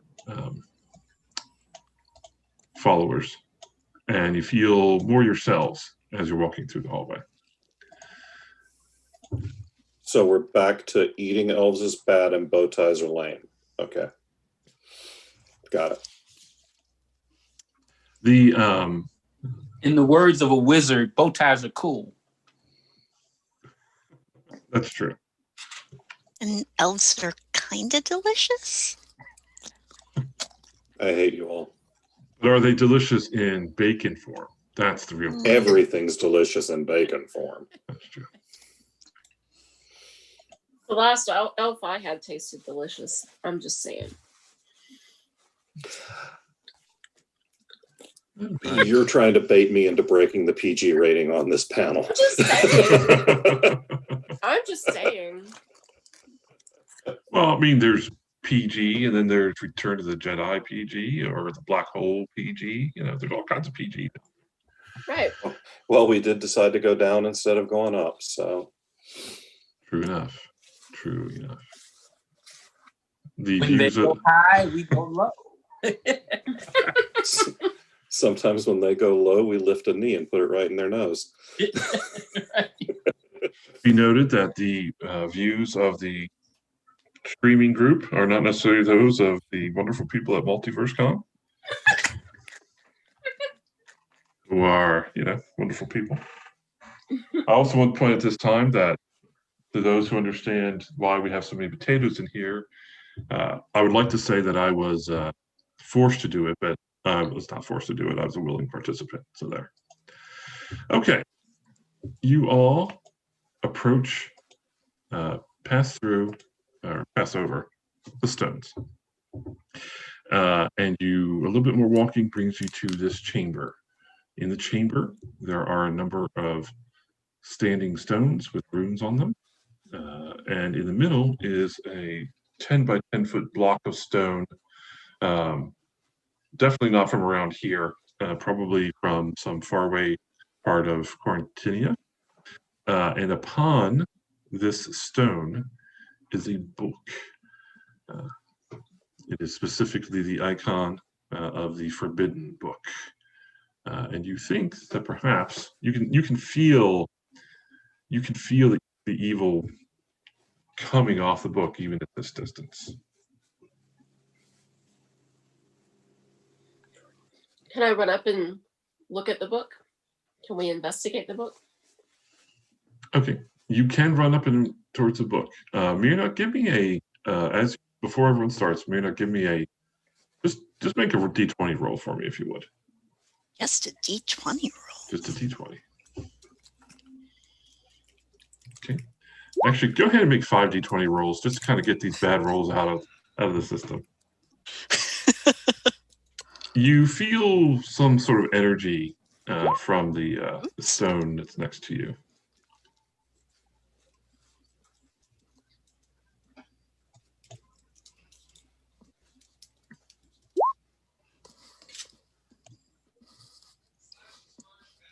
Slashes first. Okay. Whoops, sorry. I'm not hearing voices from the next room. Oh, there we go. Yes, slashes first. My apologies. I should have seen that. There's 1, 2, 3. Oh my 4, goodness. 5. Wow. Yeah, RN Jesus does not like you. I'm eating Right. it. It's karma. It's true. It's very true. Okay. What would everyone, Binks, you can go ahead and head towards, White Man, you're heading towards it. Binks, you're heading towards the book as well? Yeah, I'm just going to back up the rest of my party members. Okay. I'm not running towards the book. I think that's a terrible idea. Oh, we won't read it out loud. It'll be okay. Oh, okay. Cool. That's fine then. Is there anything like, I don't know if we would be able to detect that or not. Does it appear that there are any like anything guarding it, any sort of weird, I guess I would need to do like an investigation check on that. Well, you can go, no, I mean, the stones appear to be placed at random, and there's an obvious, as you get in among the area where there are more stones concentrated, there's obviously an energy here. Not, again, it's a neutral energy, it's not good or bad. It's just one of raw magic almost, is probably how you would describe it. You especially can feel that. Is there any, are there any like markings or writing on the stone that I can see? There are runes written on it. If you wanted to go ahead, what languages do you speak?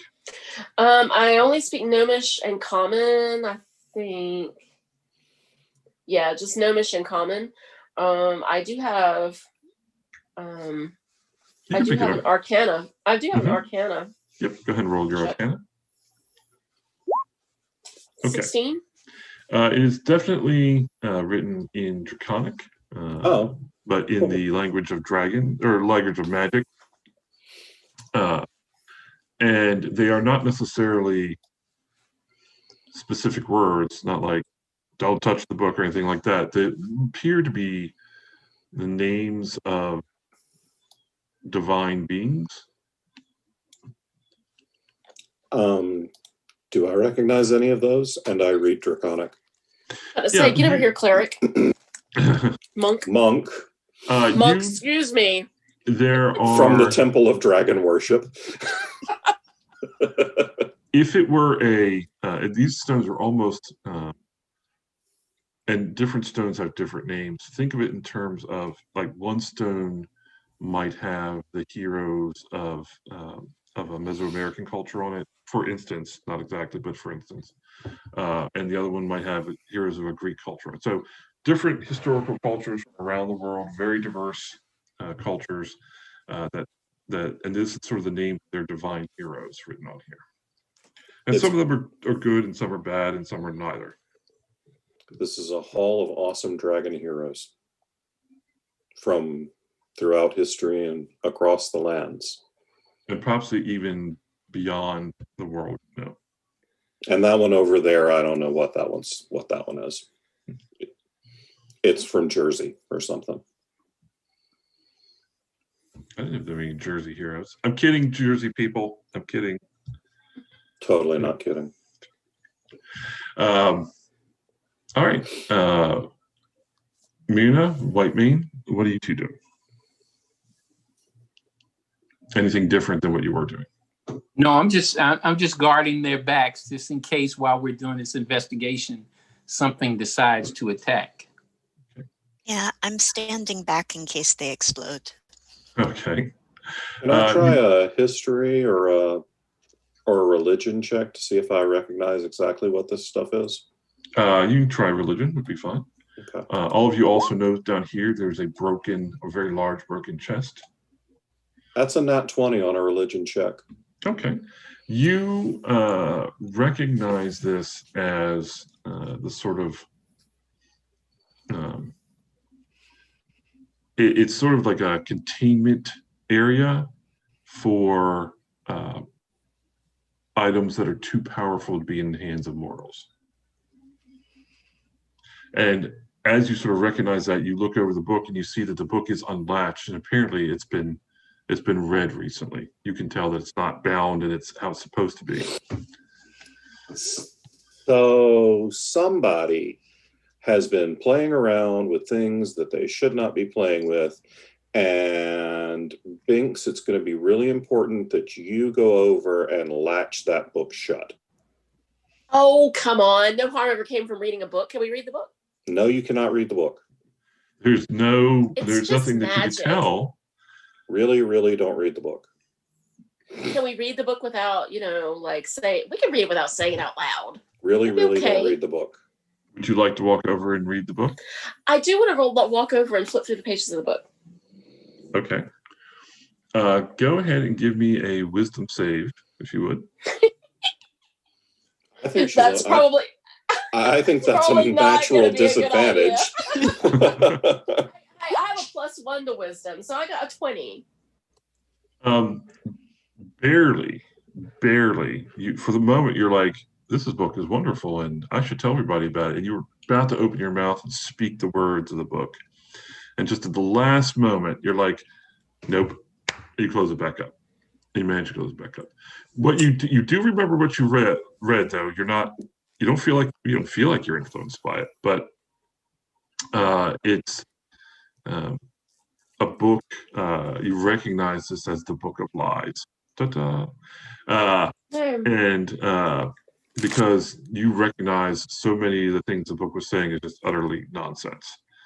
But for the moment, you were like, here, let me tell you everything that's in this Book of Lies. And then you were like, okay. Nope. Okay, you guys, don't read the book, okay? We do need to latch it up because it's a bad book. It lies to you. I told you. Well, sometimes you just have to see things for yourself. Not really. Elf. Little. Oh, crap. As the conversation goes on, you notice two things appear. One, a spirit dragon of some sort. It's a draconic figure. It's huge. It's wreathed in sort of a blue flame. It appears to have an incorporeal body. I'm sure that's not a bad sign. And over by the smashed chest, something rises out of it. It sort of uncrumples, pushes the pieces of the smashed chest up, and it stands up. Let me make it visible for everybody. It appears to be some sort of bear golem dressed with a metal helmet and big black boots and some armor on. He's That's cute, terrifying. but he is terrifying. Yes. Great. Kind of dressed like a conquistador, if anyone knows what that's like. All right. A bear conquistador. A bear conquistador. No, he's dressed. That's You're welcome. All right. The spirit dragon rises just from the floor, and it points its hand out at everyone. What are you doing? Stop! My followers are reading the book. Don't close great. that. Great. Oh, great and powerful Scale Father. The book itself has lied to you. No, I wrote the book. Couldn't possibly have lied to me. You've obviously never had children. You Long can time produce. ago, I had children. Did your children ever lie to you? Like when they came in after curfew, or you caught them, I don't know, smoking ditchweed or smoking Hobbit in behind the barn? No, my children were perfect. They from the moment they were born, they were the smartest children on the planet, the smartest dragons ever born. Oh my God. Y'all, it's a Karen dragon. We're doomed. Oh my God. Is this dragon wearing a Simply Southern t-shirt? No, Just no. asking. Yoga No, pants? Nope, no yoga pants. Is this a pumpkin spice dragon? No pumpkin spice. It's Just potatoes. just potatoes. We can go on all day. No, my children were the smartest children, but they grew up to be the smartest dragons ever, helped rule the land in my name. It starts to float toward you all. What's the conquistador bear doing while all of this is happening? It's walking towards Kyrian in a cute yet ominous way. Okay, I will say It's I speak in Elvish to Kyrian and say maybe we should divide this up between magic users and those of us who aren't magic users. I got fuzzy. You guys take the I have issues with harming one of the great scaled ones, so I'll deal with the stupid fuzzy one. You guys wanna hurt the cute fluffy bear? almost always. The one with the armor. It's and the boots. harmless. Yeah. That makes it easier.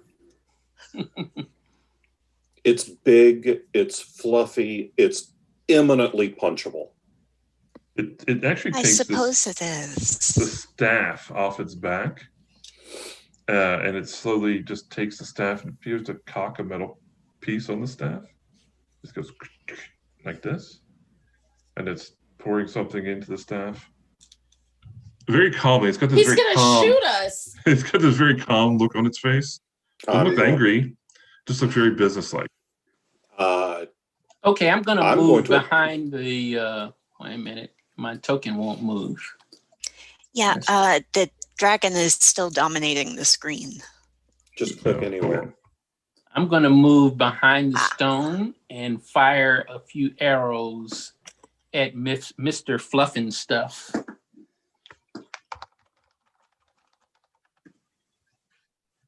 I'm going to run up and beat the crap out of him. Okay. All right. At this point, go ahead and roll initiative. Oh, damn it.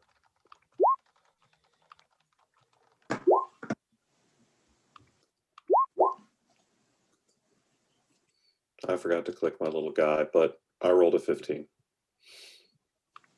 You're good. Let's see what I can roll. Still doing the platinum rolling over here. Big fat 6. All right. Hey, you did better than me with my big fat 5. I'll just think that you're really going first next round. Just think of it like that. Okay, so everyone's sort of moving, and the dragon, spirit dragon, and the conquistador bear appear to be.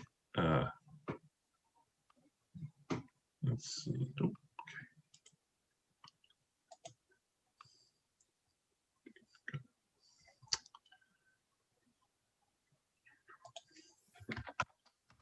appear to be moving towards you all in a threatening way.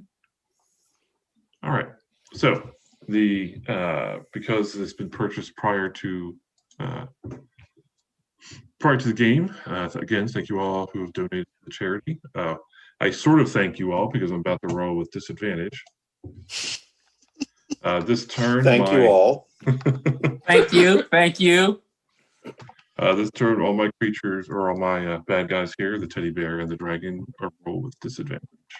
Yes. Yes. Thank you, everyone. Mm-hmm. So, Kyrian, does an AC 13 hit you? Not even close. The teddy bear brings its giant staff up, cocks it a little bit more, aims, and it actually closes one eye, which I realize is the wrong way, but yeah. And it shoots, and there's a giant puff of smoke. It's loud. The sound reverberates the entire chamber. And Whitemane, you hear something that's probably about this big hit the wall behind you. Whatever it was shooting at, pretty sure it was shooting at Kyrian. Whatever it was shooting at, it misses. Okay. Just want to throw this out here, pal. You keep both eyes open. I mean, not like I'm an elf and we learn how to shoot things from birth or anything. But just saying. It drops the staff on the ground and pulls out a big basket-hilted greatsword. Now we're going to dance. Myrna, it is your go. You have a spirit dragon creature, and you have a teddy bear on the battlefield. Yeah, teddy bear is kind of adorable, and I don't want to hurt it, so I'm gonna. My screen is doing the funny thing where it's moving everything rather than just letting me select, although I am on the selection tool. I want to duck briefly behind the pillar that's above me and try to hide from it. Just like that? Yeah, and then so I'll roll stealth to try to disappear. You disappear. What are you going to shoot? Then I want to poke back out the other side and shoot the dragon. Okay, that sounds good. Go ahead and roll. It's a 22. As you fire your bow, you do hear a little voice whisper in your ear, and it does hit, but the bow turns into flame as it strikes the dragon. So when you roll damage, do an extra d6 of fire damage. And do I count as hidden in a way that would give me sneak attack advantage? Yes. Yep. All right. So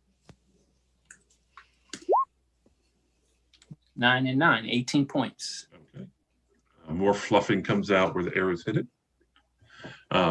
You also notice that your sword is sort of pulling you in the direction of the dragon. Like it's like whispering to you, like, let's go get that. Who cares about the bear? Go get that. Ah, okay.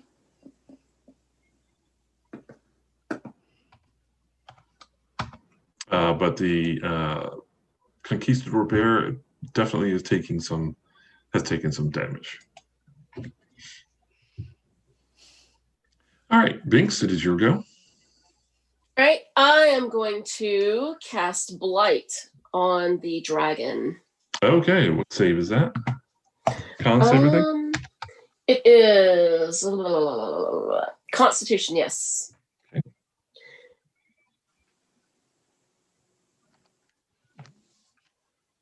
Do you know what the DC for that is?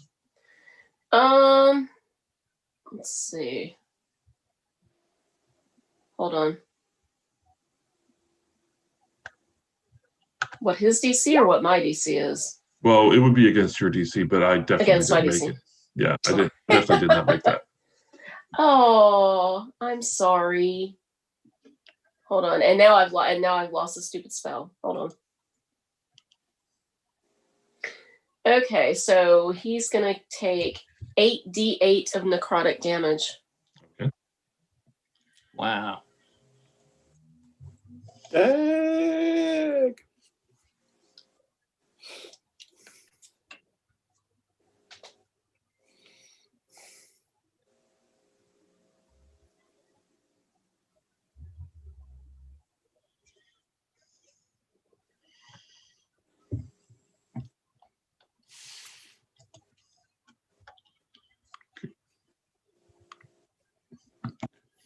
Just let me know how much he takes. Do what? Let me know how much he takes, or do you want me to roll? Oh, okay. I'm sorry. I thought you were gonna roll it. I'll roll it. No, I got it. Yep.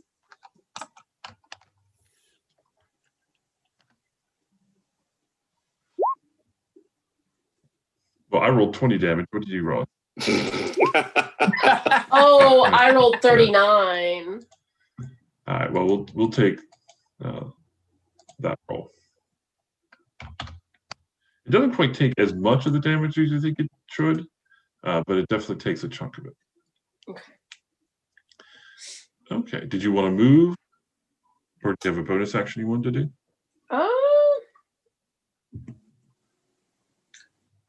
Nah, I'm good. Okay. All right. Conquistador Teddy Bear, no longer rolling with disadvantage, takes a shot at, or takes a sword swing at Kyrian. That ain't gonna get you there. No, it's a little bit like, 6 or 7 less than I needed. Or 10. The Conquistador Teddy Bear moves a little bit, so he's closer to the book. Myrna, it is your go. I'm gonna try the same trick of now you see me, now you don't behind the pillar. Okay. So that's a 17 to hide. Okay. And then a 19 to hit with my short bow. A 19 will hit.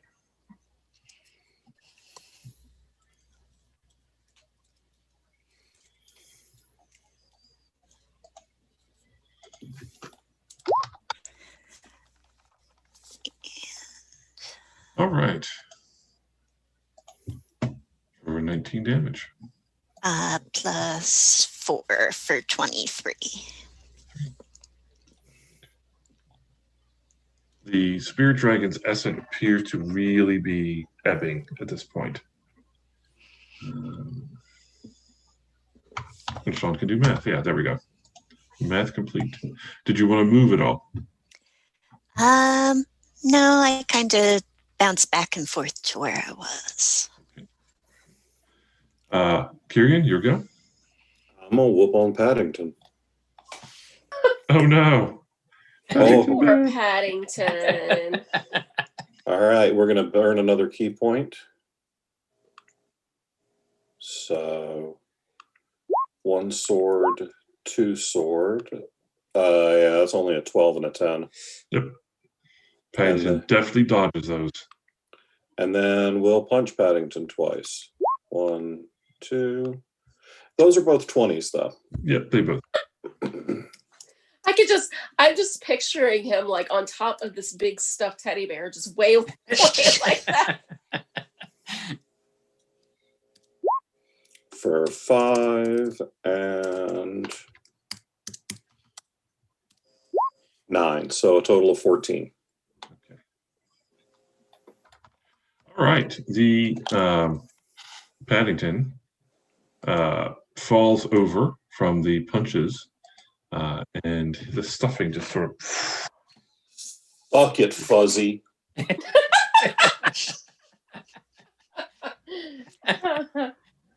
PG. You guys done yet? You guys done yet? The dragon moves over closer to the stone and lays its hand on one of the stones. Oh no! Everybody, give me a dexterity save, if you would. The DC is 13. So 18's good.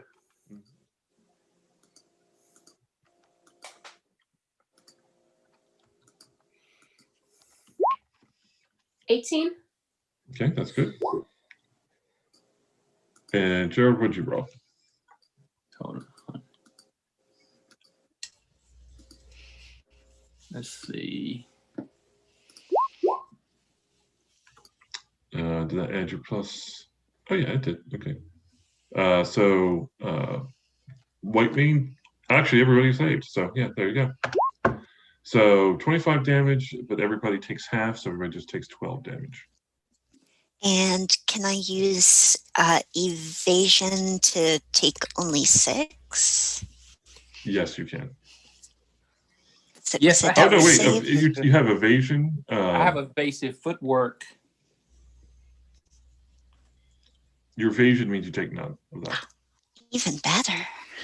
Did you say we take 12 hit points? Yep. If you made your save, which all of you did, you take 12. Or if you have evasion, you take none.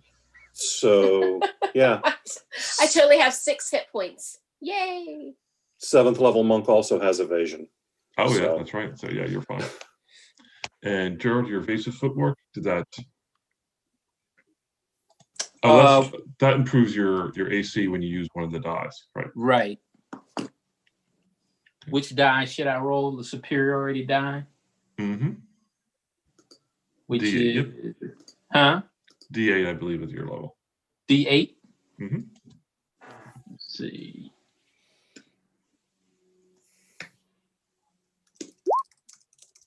So 17 instead of 15. Okay, sounds good. All right, White Mane, it is your go. Your Okay, sword I is- am going to attack the dragon with my sword. Okay. And you get 2 attacks with your sword. Yes. And actually, you can, with the sword, you add an extra +2 to your attack roll. So +9 total. Yes. 19 Okay. and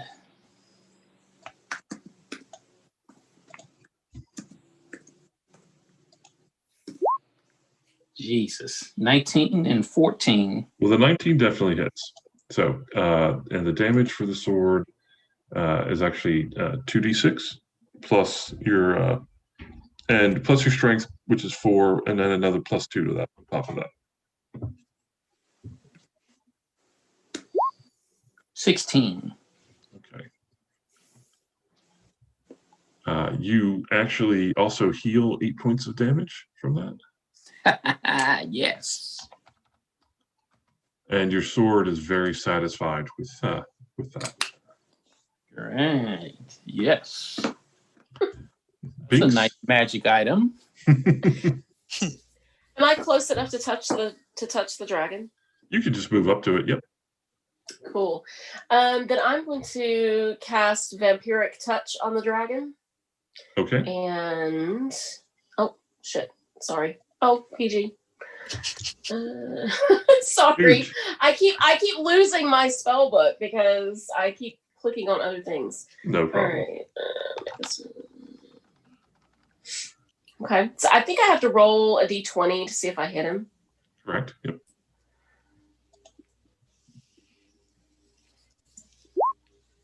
Aw, damn. Mother pus bucket. You reach out to try and touch the dragon, and And touch myself. that's right. So, yeah, you miss, but okay. Mirna, it is your go. All right. Same trick. I'm a one-hit wonder. Well, hopefully more than one hit, but one trick pony. Okay. Yeah. So, 23 to hide. You do indeed hide. And 24 to hit. That hits. And there's definitely people also there for sneak attack, so. Okay. 19. The dragon rears back and it puts out its hands and I can't believe I lost. I can't lose. And then it just dissipates. You have the feeling that it will be back at some point, but not anytime soon. And as we're near the end of our adventure, what would the group like to do with the book? Magical books are notoriously hard to set on fire. There's a small part of me that wants to keep the book, but it would be wrong. I definitely don't think we should just leave the book randomly lying here. No. Right. Because if we got in without any trouble, any other band of morons could get in here. This is going to come back to haunt me. Binks, you should probably take the book and put it somewhere safe. Well, you do notice that on the bear itself, there's an interesting looking sack or pouch or bag. On the I want to investigate the bear's sack.